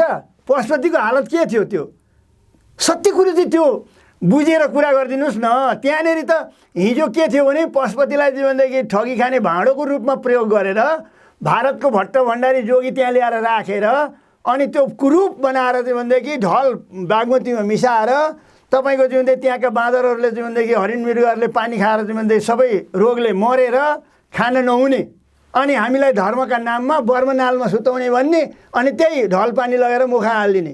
जिउँदो हुँदा पनि काठमाडौँमा सफा पानी छैन, जलस्रोतको धनी देश, बत्ती आउँदा पानी छैन, पानी आउँदा बत्ती छैन, मर्दाखेरि पनि त्यो ढङ्गले लगेर जीवनदेखि त्यहाँ खुवाइन्थ्यो पानी भने हामीले के भन्यौँ भने एउटा जिउँदो हुँदा पनि हामीले सभ्य भव्य भएर सफा पानी पिउने अधिकार हाम्रो हिमालयको देशमा जन्मेका मान्छे आज भने त्यहाँ मर्दा पनि हामीलाई चाहिँ सफा पानी, राम्रो काजक्रिया, अब हाम्रो संस्कार, हाम्रो संस्कृतिमा भएका राम्रा राम्रा कुराहरूको संरक्षण गर्ने कुरो र दुनियाँलाई देखाउँदा पनि लाज नहुने हिन्दू भनेको त यस्तो हुन्छ, यसरी जीवनदेखि उनीहरूले संरक्षण गरेका छन्, त्यहाँ हेर्न लायक छ, बस्न लायक छ, हिँड्न लायक छ भन्ने बनाउनु पर्ने हो नि त। मलाई आस्था छैन म मरेर स्वर्ग जान्छु कि नर्क जान्छु कि भन्ने मलाई रौँ बराबर चिन्ता छैन। यही धरतीमा अवसर पाउनेहरू चाहिँ बहुत तपाईँको जीवनदेखि कुकुर नै भन्नुहोस् न। अब सबभन्दा यो धरतीमा मानव मैत्री व्यवहार गर्ने र नजिकको प्राणी भनेको कुकुर, आज्ञाकारी। त्यो अब त्यसलाई प्रकृतिले अब नर्के कुकुर भन्छ, नर्क खान्छ त्यसले हो। तर अवसर पाउँदाखेरि त्यो क्यामे साबुनले नुहाउँछ, त्यो जापानी बेन्च कार चढ्छ, अझै परिवारसँग सुत्छ गाला चाटेर। हेर्नुहोस् भने अवसर नपाउने यही धरतीमा तपाईँको चाहिँ जापानको चाहिँ ड्राइफ्रुट खान्छ। अहिले शेरबहादुर कहाँ सायद कुकुर होला, त्यो लाखको चाहिँ भन्दै घटी खाँदैन त्यसले। राजा ज्ञानेन्द्रसँगै पनि ज्ञानेन्द्रसँग भएका कुकुरहरू 2-4वटा लाखौँको ड्राइफ्रुट खान्छन् भने कुखुराका फिला त तिनीहरूले छोड्छन्, दुध ओकेल्छन् भने आज अवसर नपाएर मानिसहरूले चाहिँ यो धरतीमा कन्टेनरको खाएर हिँड्या त तपाईँले पनि देखे होला। धर्म संस्कृति देवी देवता जोगाउने काम पनि राजाबाट होइन, कहाँ जोगाउँछ त्यसले त? त्यो त नौटङ्की नाटक गर्छ। फलाना ठाउँमा चाहिँ जोगी चाहिँ भेट्न गएको अरे भन्छ, उहाँ आदित्य चाहिँलाई योगीलाई भेट्न जान्छ, उहाँ धर्म चाहिँ भन्दै फलानु चाहिँ भन्दै काशी, फलानु गया, फलानु हरिद्वार, फलानु चाहिँ भन्दै ठाउँमा भनेर चाहिँ धर्मको नाम लिन्छ। काम चाहिँ यतातिर त्यस्ता चाहिँ भन्दै खुफिया। राजाको होटेलमा गाईको मासु पाउँछ, कहाँको छ? टाढे होटलमा जानुहोस् न, सोल्टीमा चाहिँ भन्दै राजाले लगानी गरे होटलमा के पाक्छ? अहिले जानुहोस् त त्यहाँ भने यो सबै कुरा अनि चढाउने ती सबै कुरा दरबारमै। अब ती सबै उनीहरूको परम्परै भएको हुनाले चाहिँ त्यही गोरुको मासु नै अब खान्छन्। त बाहिर पो उनीहरू प्रचार गर्दैनन्, भन्दैनन्, उल्लु कुरा गर्छन्। अब म त यस्तो हुँ उस्तो हुँ भन्छन्, टिका लगाउँछन्। राजाले यो देशको धर्म संस्कृति नाश भयो, राजा चाहिन्छ भनेर अहिले जोगी बाबाहरू, नागा बाबाहरू पशुपतिबाट आन्दोलन भएका छन्, ठाउँ ठाउँबाट आन्दोलन भएका छन्, कोही सरकारले लगेर जेल हालेको छ। देख्नु भएको छ नि यो त नाटक किन? धर्मका नाममा लुट खसोट मचाएर शोषण उत्पीडन गरेर ठगी गरेर खान पल्केका जोगीहरू सबभन्दा हामीले उत्तम तरिका अप्नाइदिएको पनि यिनलाई अघि भनिसकेँ। त्यो घिउ जोगीहरू पनि लो पाप भने कस्तो अनावश्यक शङ्का नगर्नु। लगाएर कहाँको अनावश्यक हो? जोगी जतिको लोभी पापी र स्वार्थी त कोही रहन्छ भन्ने कुरा त अस्ति पुष्टि भयो त। हामीले चाहिँ त्यो पशुपतिमा जीवनदेखि चन्दन घोटेर चाहिँ मूर्तिमा चढाउने भन्ने पनि त्यो श्रम हो भनेर हामीले सिस्टम बसाल्यौँ। इतिहासमै पहिलोचोटि जोगीलाई 2.5 लाखसम्म त्यहाँको भट्टलाई, अरू भण्डारीहरूलाई 50,000देखि 2.5 लाख पुजारीहरूलाई हामीले जीवनले त्यसरी सम्मान गऱ्यौँ। त्यतिखेर राष्ट्रपतिको 1 लाख पनि थिएन। हेर्नुहोस्, यो देशका राष्ट्रपतिको थिएन, प्रधानमन्त्रीको थिएन, तर जोगीलाई त्यति सम्मान गरेर हामीले त्यहाँ दियौँ। त्यो पनि पचेन उनीहरूलाई र आन्दोलन गरे। बिगारो भने सारा सपार्ने हामी, अब अहिले पशुपति विकास कोषमा त्यो सिस्टम बसालेको हुनाले धर्मको नाममा भएका ठगी शोषण उत्पीडनहरूलाई चाहिँ हामीले सिस्टममा लगेर चाहिँ अब नेपाली जनता मात्रै नभएर विश्वभरिबाट हिन्दू धर्मलाई आस्था राख्नेहरूलाई ती दानवीरहरूलाई चढाएको भेटीघाटी त नेपाली जनताको होला नि त, यो राष्ट्रको होला नि त। अनि त्यो राष्ट्रको चाहिँ भनेदेखि कोषमा जम्मा गरेर आज ब्याङ्क खोल्ने, आज प्लेन किन्ने स्थितिमा पुर्याउने भनेको त हामी हो नि त। अनि हामी चाहिँ बेकामे यी चाहिँ प्रत्येक वर्ष चाहिँ भनेदेखि एकचोटि शिवरात्रिका दिन चाहिँ भनेदेखि पारिपट्टिका नाङ्गे जोगीहरूलाई चाहिँ यहाँ भित्र्याउने अनि गाँजा साँझा खुवाउने, यहाँका युवा जतिलाई चाहिँ गजडी बनाउने, अनि ती नाङ्गे जोगीहरूलाई त्यहाँ उफारेर 12-14 लाख रुपियाँ पैसा सक्यो भनेर आफ्नो आफ्नो गोजी भान्सा उज्यालो बनाएर हामीलाई चाहिँ उल्लु बनाएर नेपाली जनतालाई ठगेर खाने होइन। वार्षिक रूपमा 12-14 लाख मात्रै उठ्दो रहेछ पशुपतिमा। पशुपति विकास कोषको पैसा कहाँ जान्थ्यो? भट्ट भण्डारी लगेर दिल्लीमा चाहिँ बेसियालय खोल्थ्यो। अनि यहाँका दरबारीहरूले मोज मस्ती र चयन गर्थे। अलिअलि बच्चे खुच्चेको चाहिँ अब संसदवादी पार्टीहरू काङ्ग्रेस एमाले भान्सा उज्यालो लाल सलाम जय नेपाल गर्थे। देखियो नि त 1 लाख जति चाहिँ भनेदेखि रोपनी जग्गा अहिले मोटामोटी भनेको मैले त्योभन्दा घटी छैन, बेसी अहिले विभिन्न ठाउँबाट त आइराखेको छ त कुरो। सबै निजी बनाएर बालुवा टारसम्म खानेले अब पशुपतिको चाहिँ बाँकी राखे खाए। अनि त्यसो गर्नु हुँदैन भन्ने जतिखेर हाम्रो जिम्मामा पर्छ त्यो पशुपति, त्यतिखेर हामी सुधारको काम गरिरहेका छौँ भने हामीले आरोप खप्नुपर्ने। त्यसो भए यो देशको धर्म संस्कृति पनि राजा जोगाउन सक्दैन। राजाले जोगाउँछन् भन्नु भ्रम हो। भ्रम हो यो जोगाउने भनेको। जनताहरू धेरै त्यो कारणले पनि राजा खोजिरहेका छन्, जनताले राजा खोजिरहेका छन्। यो भ्रम चिर्नलाई हामीले नसक्नु, जनतालाई यो कुरो नबुझाउनु, हामी मौन बस्नु, अनि मौन बसेपछि त स्वीकारेको हो कि जस्तो पनि त हो नि। हाम्रो कमजोरी चाहिँ यो हो। आज सूचना प्रविधिको युग, 2 लाख 3 लाखको आइफोन बोकिया छ हात हाम्रा कार्यकर्ताले अहिले। अनि उनीहरू किटिक रहेछन्, घोप्टेका छन्, समय बर्बाद गरेका छन्। कहाँ माफियाहरू, कहाँ गुन्डाहरू, कहाँ अपराधीहरूको कहाँ लेनदेन कारोबार छ, कहाँनिर माल आउँछ त्यतापट्टि छन् धेरै अहिले। त्यस कारणले गर्दाखेरि जनतालाई सूचित गर्ने, जनताको निम्ति जीवनदेखि काम गर्ने, जनतासँगको रिलेसन नकटाउने, जनतालाई सुख दुःखमा निरन्तर साथ दिइरहने। साँचो कुरो के हो, हाम्रो पार्टीको नीति कार्यक्रम योजना के गर्दैछौँ भन्ने कुरा अपडेट नगराउनु हाम्रो यो कमजोरी हो। यो पटक पटक कमरेड प्रचण्डले पनि स्वीकार्नु भएको छ। अब कुशल कार्यकर्ताहरू, कुशल सङ्गठकहरूको उत्पादन गर्नैपर्छ, जनतासँग जोडिनै पर्दछ। अब माथिबाट टिको लागा भएर चाकरी गरेर चाहिँ नेतालाई जिउँदै यत्तिकै हात मुसारेका भरमा अब त्यस्ता खालका अवसरवादीहरू। पूर्व राजा ज्ञानेन्द्र झापा भ्रमणमा गए, भक्तपुरमा उस्तै भिडभाड देखियो। झापामा अस्ति मात्रै त्यत्रो शक्ति देखाए, यता दुर्गा प्रसाईले मङ्सिर 7 गते बल्कुमा त्यत्रो शक्ति देखाए। केही न केही त पाक्दैछ यो देशमा। पाक्छ, त्यो निरन्तर त्यो चलिरहने प्रक्रिया हो। यो एउटा लुट्ने र लुटिने बिचको, हेप्ने र हेपिने बिचको लडाइँ एउटा वर्ग सङ्घर्ष हो। वर्ग सङ्घर्षमा अहिले म यी होमिराखेको छु। म वैचारिक वाकयुद्ध गर्ने बेला हो, मैले बुझेको छु होइन। अहिले धर्मका नाममा होस्, चाहे सांस्कृतिक रूपमा होस्, चाहे आर्थिक रूपमा होस्, चाहे सामाजिक रूपमा होस्, यिनीहरूले चलाएका भरम जालहरूको चाहिँ भन्दै पर्दाफास गर्ने, च्यातचुत बनाउने काम हाम्रो हो। अहिले हामीले हतियार प्रधान भनेका छैनौँ, अहिले हामीले विचार प्रधान भनेका छौँ। हाम्रो विचार नै महान भएकै हुनाले आज 32 सिटले यिनलाई फनी घुमाएर निगुरमुन्टी नबनाएर जेलमा त कोत्तै छौँ नि त। अनि हामीले अझै 2 पाउनु सिङ्गल सरकार भने त सम्पूर्ण कानुन नै फेरेर यही दलाल पुँजीवादी, यही 99 हार्ने 100ले जित्ने व्यवस्थामै पनि हामीले धेरै अगाडि बढ्न सक्ने हामीसँग चाहिँ त्यो पावर, त्यो क्षमता देखेरै, त्यो दूरदृष्टिकोण भएकै प्रचण्ड हुनाले यो संसदीय हिलोमा, यो भाषमा कमल फुलाउन आएका हामी। तर केही साथीहरू अलिकति हिलो यहाँ घाँटीसम्म आयो, कसैले अलिअलि हिलो पनि खाए हो टोपबहादुर जस्ताले भने हामी सबै गाडिएको, सबै सकिएको भन्ने चाहिँ भ्रम हो। संसारभरिका विभिन्न ठाउँमा हामी आफ्नो श्रम गर्न राजा आउने कुनै सम्भावना छैन। राजा ज्ञानेन्द्रदेखि ज्ञानेन्द्रको नाति वीरेन्द्रको कुनै सम्भावना छैन। सर्प भनेको चाहे बच्चो होस्, चाहे बुढो ठुलो होस्, हुर्किएको वयस्को होस्, विषालु नै हुन्छ के। त्यसले जतिसुकै दुध पिलाए पनि त्यसले विषै वमन गर्छ। राजा भनेको ठ्याक्कै त्यसो सर्प लगाएर त्यो विषालु सर्पको रूपमा नभए नेपाली जनताको, नेपालको राजा दुनियाँको राजाको तुलनामा चाहिँ भने कति निकृष्ट कति बेइमानी रहेछ भन्ने कुरो त नेपालको अहिलेको आर्थिक सारा कुरा प्राकृतिक रूपमा यस्तो सुन्दर ठाउँमा हाम्रो जन्म हुँदै गर्दा संसारकै उत्कृष्ट देश रहेछ यो हाम्रो। त्यो चाहिँ हामीले बुझ्यौँ। राजाले जोगाइदिए तपाईँले खानुभयो सिद्धाउनुभयो बर्मलुट गर्नुभयो भन्ने आरोप छ क्या। यो सबै वाहियात कुरा हो। हामीले कुन ढाक्रेले कुन मजदुरले कुन किसानले असंवैधानिक कुनै गैर कानुनी काम गरेर असमान सन्धि सम्झौता गरेर देश कहाँनेरि बेचिया छ? क्रान्तिकारीहरूले कहाँनेरि बेचिया छ? कहाँनेरि भ्रष्टाचार गरिया छ?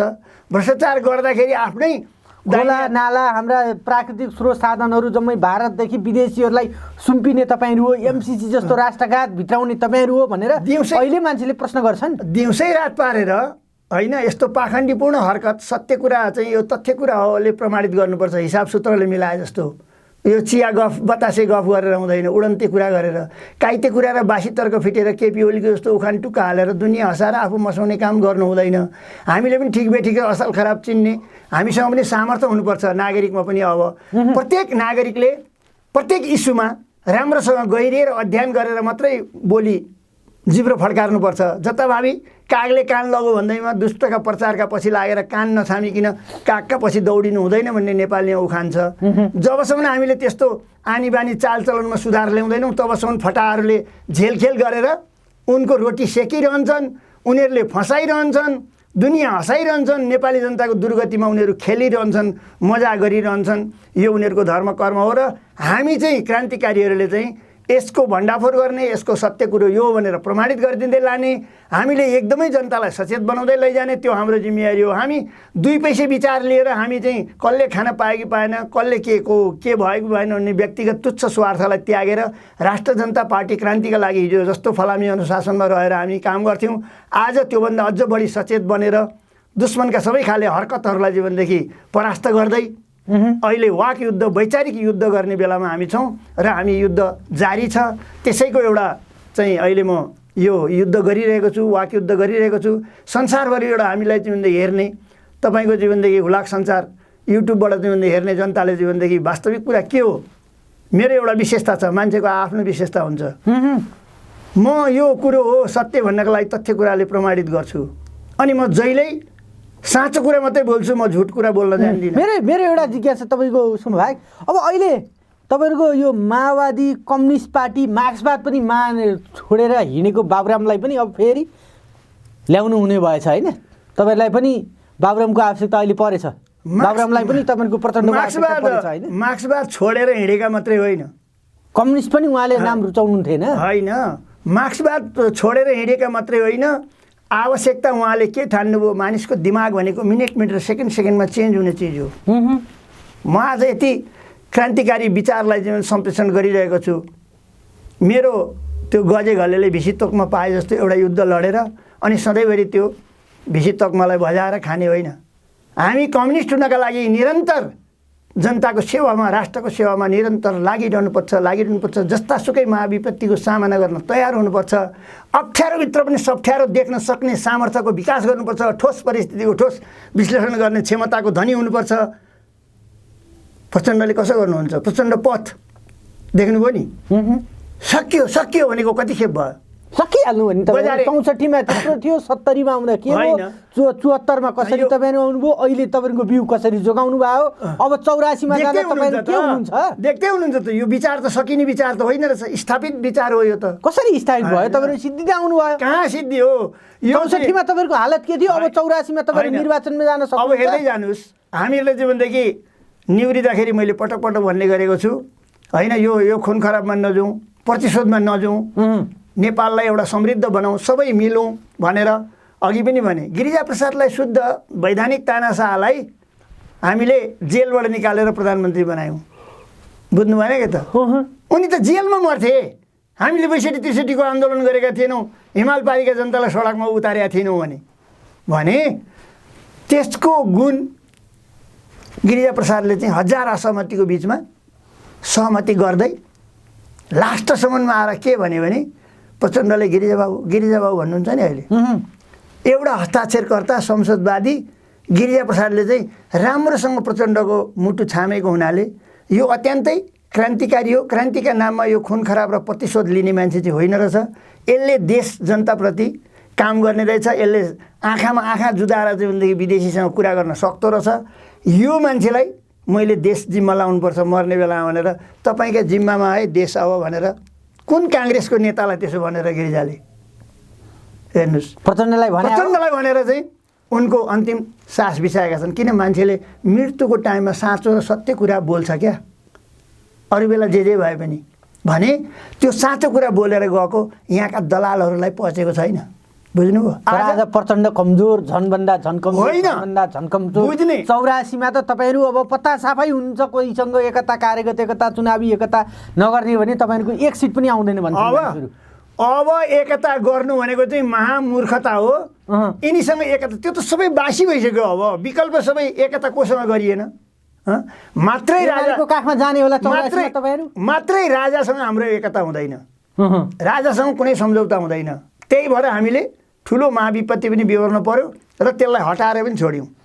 अहिले केही मान्छेहरूले तपाईँले प्रसङ्ग ल्याइहाल्ने भयो, यो प्रचण्डले चाह्यो भने राजालाई पनि ल्याउन सक्छ, यही यो प्रचण्डले ल्याइदिन्छ राजा। होइन यो त उठो भने नि किन उठो, बसो भने नि किन उठो। यो त त्यतापट्टि उही अघि पनि भने ज्ञानेन्द्र भनेकै चाहिँ प्रचण्ड हो, प्रचण्ड भनेकै ज्ञानेन्द्र हो भनेर भ्रम पारे जस्तै कुरा त्यो हो। र कुनै हालतमा पनि हामी क्रान्तिकारीहरू हामी चाहिँ भनेदेखि तलका कार्यकर्तालाई त कुनै विश्वास छैन रौँ बराबरको भने राजालाई ल्याउने चाहिँ भनेदेखि त्यस्तो कुराहरू कल्पनाभन्दा बाहिरको कुराहरू चाहिँ यो प्रश्न गर्नु पनि बेकारै छ होइन।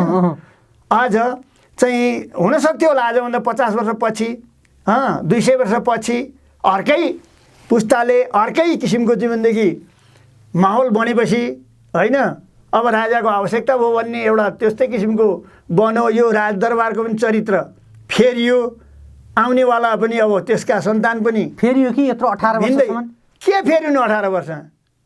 पारसे गजडी झन् रसातल्लो भाँसिएको छ, आफै उसलाई राजा चाहिएको छैन। के को राजा साजा भनेर थर्काउँछ। अनि यी राजाको गुणगान गाएर हिँड्नेहरू चाहिँ उसको तलुवा चाटेर हिँड्दैछन्, अलिअलि सम्पत्ति छ उसँग, सबै जीवनदेखि सुरा सुन्दरीवाला सम्पत्ति चाहिँ कसरी भयो शाहवंशहरूको? जस्तो मेरो एउटा जिज्ञासा चाहिँ गोर्खाका शाहवंशहरू, गोर्खा एउटा पहाड एउटा पाखा पखेरु नै हो, त्यति बेला सम्पत्तिको त्यति धेरै लोभसोभ पनि थिएन होला। काठमाडौँ लगायतका देशैभरिका महत्त्वपूर्ण जग्गाहरू चाहिँ शाहवंश ज्ञानेन्द्र लगायत त्यसका वरिपरि रहने मान्छेहरूको जमिनदारीहरू कसरी बने? अब कसरी भने अब शक्तिका पुजारीहरू हुन्। अब नेपाली जनता मात्रै होइन, एउटा मानव समाज नै के छ भने शक्ति जहाँनिर छ त्यहाँनिर जाने हो। बलेको आगो ताप्ने भन्ने त नेपालीमा उखानै छ भने फलेकै रुखमा झट्टी हान्ने हो, फलेकै रुखको फल खाने हो। सबै मान्छेहरू त्यहाँनिर केन्द्रीकृत भए, जो दरबार निकट भए तिनीहरू त हजारौँ बिघाका मालिक भए। उद्योग धन्दा कल कारखाना ठुल्ठुला टी स्टेट देख्नु भएन गिरिबन्धु? अब उसलाई राजा महेन्द्रले चाहिँ भनेदेखि अब हुकुम प्रमागीमा अब उसलाई म त यति महाराज हजारौँ बिघा चाहिँ जमिन मलाई चाहिँ भने दिनुभयो भने म चिया खेती लगाएर हजार चाहिँ कामदारहरू चाहिँ काम दिन्छु, रोजगारबाट उ गर्छु, विदेशमा चिया निर्यात हुन्छ भन्दाखेरि ल भइगयो नि त। त्यसो भने चिया त विकास गरेर चाहिँ भनेदेखि गर्छस्, देशलाई समृद्ध बनाउँछस्, मलाई पनि सहयोग गर्छस् भने, ट्याक्स तिर्छस् भनेर उनले लगाए। अब अहिले आएर त्यो के भयो, त्यसलाई चाहिँ भनेदेखि प्लटिङ गर्ने भयो।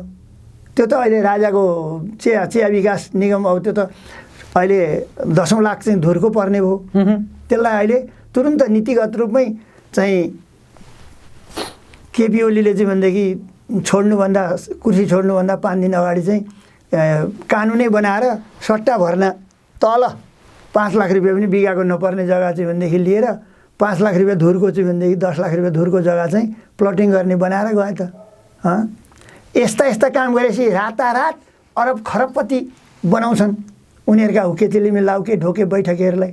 ऊ अब एमाले बनाउन दुर्गे पर्साई उनका ससुराली अब चाहिँ गिरिबन्धुहरू भनेपछि दुर्गा पर्साई तपाईँको नाताले के पर्छन् भन्नुभयो अघि? मेरो माउली भाइ, मेरो आमाका माउलीहरू पर्साई भने मान्छे त खतरनाक रहेछन् होइन? ल हेर होइन पूर्वका अनि केपी पूर्वको कुमाईको छोरो मैले घुमाइदिन्छु अब म बौला होइन, यिनलाई प्रचण्ड केपी ओलीलाई बौला बनाएर छोड्छु भन्दैछ दुर्गा प्रसाईले अहिले। होइन तिनले एकजनाले अब ऊ त सँगै सुतिया हुनाले तिग्रा कत्रो छन् भन्ने थाहा छ दुर्गा प्रसाईलाई। प्रचण्डको तिग्रा कत्रो छ, केपी ओलीको तिग्रा कत्रो छ। प्रचण्डको त यिनले छामेर पनि अब छाम्न सकेनन् होइन, चिन्न पनि सकेनन्।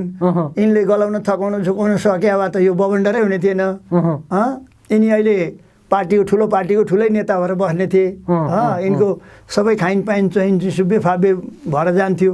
तर प्रचण्डले चाहिँ भनेदेखि उनले सोचेको सपना सबै चकनाचुर बनाइदिए नि त। केपी ओलीले त दलालहरू र माफियाहरूको वरिपरि राखेर प्रचण्डलाई त सिद्ध्याउन खोजेको हो नि त। तर प्रचण्ड जुरुक्कसँग त्यहाँबाट उठेर एक खालको पार्टीलाई समृद्ध बनाएर लान आँट्नुभयो। त्यो कुरालाई चाहिँ विदेशीहरूलाई पचेन, यहाँका दलाललाई पचेन। अब हामीलाई त काखैमा राखेर सिद्ध्याउने भयो त अब प्रचण्डले त। भन्ने भएपछि है केपी, तँलाई हिजो हामीले चाहिँ तेरो क्षमादान दिएको, तेरो जीवनदेखि ज्यान बचाइदिएको बिर्सिस। ल्याप्चे लाएर त आत्मसमर्पण गरेर वर्ग समन्वयको बाटो हिँड्छु भने आइनस् तैँले हिजो, के हो पारा तेरो भनेपछि उसले त्यही हरकत गरेर तानाशाही जीवनदेखि अब लाद, पार्टीको अध्यक्ष पनि हुन नदे, पार्टी प्रधानमन्त्री पनि हुन नदे, एकता चाहिँ भन्दै गर, तर सबै असल कार्यकर्ताहरूलाई त्यो छेउछाउमा आउनै नदे। तेरै भित्र पनि अलिकति क्रान्तिकारी विचार भएका छन् भने त्यसलाई साइड लगाइहाल। र जो तेरो अगाडि पछाडि आएर चाकरी गर्छन्, जस्तो महेश बस्नेत जस्तो गुन्डा नाइके, चरी घैँटे, अनि ऊ दीपक मनाङ्गे छन् नि यस्ता अनगन्ती, हामीले नाम नसुनेका कति छन्, कति भित्रभित्रै। अनि तपाईँको चाहिँ दलालहरू जीवनदेखि अब यस्ता अझै तपाईँको जीवनदेखि हामीले नाम कण्ठ नबनाएका कति छन्, कति यहाँ भित्रभित्रै। भनेपछि देशी विदेशी अब षड्यन्त्रकारीहरू। अब दुर्गा प्रसाईको लिङ्क कहाँसम्म रहेछ त? कहाँसम्म उसलाई हिरो बनाउन थाल्यो त? उहाँको राजाले साउदी कालेजमा सुनकै लौरो उपहार दियो। दुबईको राजासँग मेरो एकदम चिन्जान छ भन्छ। चीनका सी जिनपिङसँग मेरो उस्तै छ, नरेन्द्र मोदीसँग उस्तै राम्रो छ भनेर तपाईँलाई त्यही भएरै हल्लाइरहेकै होला क्या दुर्गा प्रसाईले। महत्त्वपूर्ण कुरा भनेको एउटा सम्पत्ति पनि हो, राज्य सत्ता हल्लाउने, टिकाउने। दुर्गा प्रसाईसँग अथाह सम्पत्ति छ, तपाईँको भान्जा छ। 2 वर्षको नानीलाई 6 करोडको गाडी किनिदिन सक्ने भनेपछि उसँग कति होला? उसले 5 अरब त मसँग ऋण भनेको छ। 5 अरब ऋण खाने मान्छेसँग 15 अरबको त उनीहरूले घोषणा गरेका छन् मसँग जेठो छ। 15 अरबको जेठो कहाँबाट आयो? त्यसको स्रोत खोल्नु पर्दैन? त्यही जोगाउनलाई उनी अब राजाको यिनले भैँसी पालेर कुखुरा पालेर कत्रो उद्योग छ, कति हजार भैँसी पालेका छन्। 5000 मान्छेलाई जागिर दिएको छु भन्छन् उनले। 5000 मान्छेलाई कोही छ नेपालमा 5000 जागिर दिने? ए बाबा, अब हस्पिटल त्यत्रो जीवनदेखि खोलिया छ होइन, भैँसी पालन छ, अब विभिन्न उनले देखाउँदैछन् अहिले होइन। तर यिनको स्रोत हामी त त्यहीँ जन्मेको त्यहीँ हुर्केको होइन। अब ओली, पर्साई, मैनाली, खरेल, उप्रेती, अब रामबाबु, भरत बाबु, पर्साईहरू, अब केपी ओलीहरू, अब राधाकृष्ण मैनालीहरू, यी छविन्द्रराज कँडेलहरू त्यही ठाउँका त हो नि, त्यही धाराको झापाको मान्छे, त्यही कुवाको पानी खाएको। अलिकति स्थानीयताको कुरा गर्नु, झापाका मान्छेहरू खतरनाक होइन? स्वाभाविक रूपमा एउटा पूर्व र दक्षिणतिर चाहिँ भनेदेखि सिमाना भारतको जोडिएको आसाम, मेघालय, बर्मा, थाइल्यान्डदेखिका मानिसहरू चाहिँ पलायन भएका मान्छेहरू आउने जोडिने ठाउँ। त्यो झापा आसाम बङ्गालदेखि थाइल्यान्डसम्मका मान्छेहरू आउँछन्। अहिले मेरै हजुरबाउको सन्तान अहिले थाइल्यान्डमा छन्, बर्मामा छन्। हिजो अवसरको खोजी गर्दै गएर उतै पलायन भएका एक भाइको चाहिँ सन्तान, मेरा 8 भाइ हजुरबा। एउटा अझै त्योभन्दा कुप्रा बाबुहरूले यहाँ पृथ्वीनारायणसँग युद्ध लडेछन् र अघि पनि भने कँडेल चोकै छ, हनुमान ढोका। मेरो पुर्खाको मेरो योगदान नभए एक्लै कोही संसारमा एक्लै मान्छेले लडेर काहीँ युद्ध जित्छ? हुने कुरो पो पत्याउने कुरो पो गर्नुपर्छ त। नेपाली जनताको रगत पसिना बगेको छ, उनले नेतृत्व गरेकै हो, उनले आफ्नो दर सन्तानलाई महाराज बनाएकै हो। नेपाली जनतालाई महाराज बनाएको भए इतिहासमा अहिले भन्ने हो भने त सबै नेपाली जनतालाई सम्मानित ढङ्गले बाँच्न पाउने, सबै धर्म, सबै संस्कृति, सबैका सबै यी नेपाल भन्ने अहिले जे जति सिमाना छ यो भित्रका चाहिँ मान्छे त हामी परिवारका सदस्य हौँ भन्ने बनाएको त प्रचण्डले हो त। पृथ्वीनारायण शाहदेखि पछि एक चाहिँ लिडर त्यस्तो चाहिँ बिना भेदभाव सबैलाई समान तरिकाले रैती दास पर्जाबाट चाहिँ भनेदेखि नागरिकको हैसियतले बाँच्न पाउने र विश्व दुनियाँमा चाहिँ भनेदेखि के छ भनेर हेर्न देख्न पाउने। आज +2 गर्ने बित्तिकैको बच्चाले पनि सिरानी मुनि चाहिँ सर्टिफिकेट राखेर रोएर बस्नु पर्दैन क्या? आज त्यो सकारात्मक रूपमा पनि ल्याउँ न हामीले। यहाँ के चाहिँ दिन्थे यिनीहरूले? एसएलसी पासै पहिला नम्बर त गराउँदैन थिए यिनले, इङ्ग्लिसमा फेल भनिदिन्थे।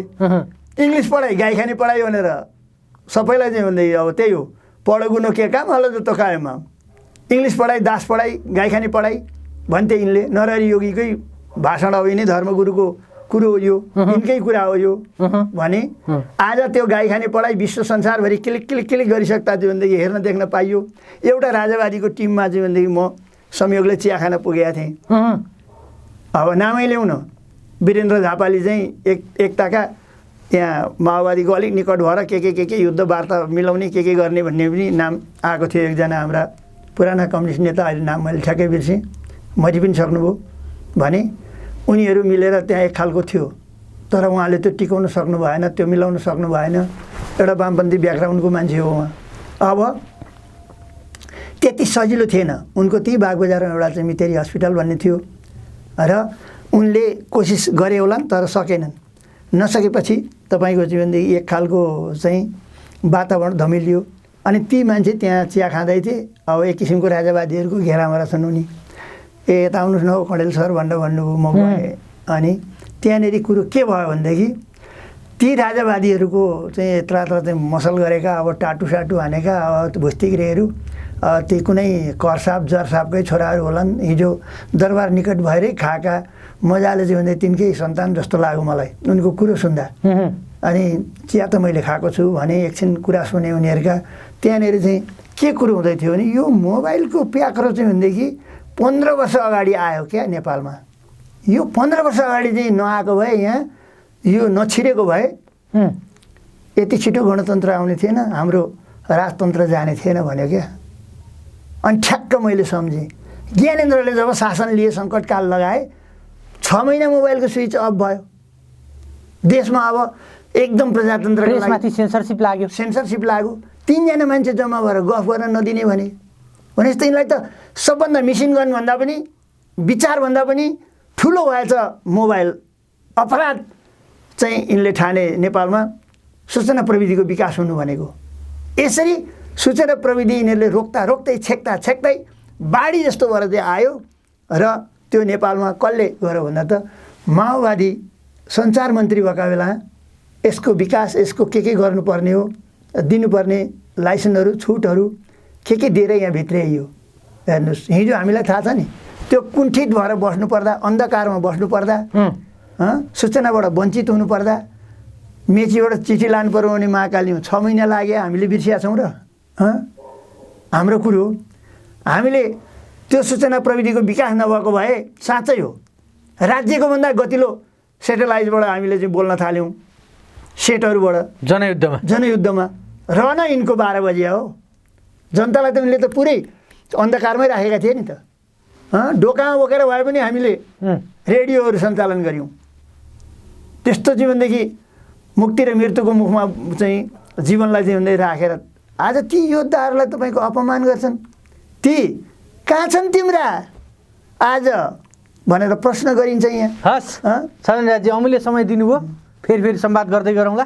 धेरै धेरै धन्यवाद तपाईँलाई। धन्यवाद। हामीले कहीँ बिर्सेका छैनौँ हाम्रा असल प्यारा साथीहरूलाई, हाम्रा योद्धाहरूलाई होइन। ती शहीद बनिसकेकालाई हामीले सम्मान गरेर राष्ट्रिय सम्मान, तेस्रो पार्टीबाट प्रधानमन्त्री बनाउँदा पनि अहिले हामीले राष्ट्रिय सम्मान दिएको पचेको छैन यी दलालहरूलाई भने निरङ्कुशतावादीहरूलाई। र अहिले हामी निरन्तर लागिरहेका छौँ र सम्मान गर्छौँ। अझै 1 नम्बरका नागरिकको रूपमा हामीले परिचय पत्र पनि अब दिनुपर्छ भन्छौँ र उनीहरूलाई युगसम्म कि नेपालको यो परिवर्तन ल्याउने, युगान्तकारी परिवर्तन ल्याउने शक्तिहरू हामीले बिर्सेका छैनौँ। हाम्रा साथीहरू एकजुट हुनु जरुर छ। अघि तपाईँले भनेको एउटा बाबुरामजीहरू यी सबै के हो पार्टी नै छोडेर गएको भनेर भन्नुभयो। आत्मआलोचनासहित हामीले बढी प्रचण्डलाई चाहिँ भनेदेखि शङ्का गरेछौँ। आइन्दा यस्तो खालको शङ्का हामी गर्दैनौँ। शङ्का र विश्वासलाई हामी यसरी लैजान्छौँ भन्ने कुरामा उनीहरूले कमिटमेन्ट गर्नुपर्छ र आत्मआलोचनाको प्रक्रियाबाट उहाँहरू आउनुपर्छ र जित्नेहरू क्रान्तिकारीहरू हुन्, आफ्नो औचित्य पुष्टि गर्नेहरू नेता हुन् भन्ने कुरो बिर्सिनु हुँदैन। र औचित्य पुष्टि गर्नुभएको छ कमरेड प्रचण्डले, नारायण काजीहरूले। र अब केही मानिसहरू बिग्रिनेहरू अब जुन अमलामा विष लाग्छ त्यही झर्छ, जसले विष खान्छ त्यही मर्छ। हाम्रो भनेर अब जोगाउने कुरो छैन र हामी निरन्तर अगाडि बढ्छौँ। क्रान्तिको यात्रा जारी छ। यही कुराहरू भन्दै सबै दर्शक वृन्दबाट म बिदा हुन चाहन्छु। फेरि पनि मेरा विचारहरू चाहिँ दिने नै छु। त्यसका लागि चाहिँ भनेदेखि अब प्रतीक्षा गर्नुहोस् भन्दै म यही कुरा टुङ्ग्याउँछु। नमस्कार, अभिवादन।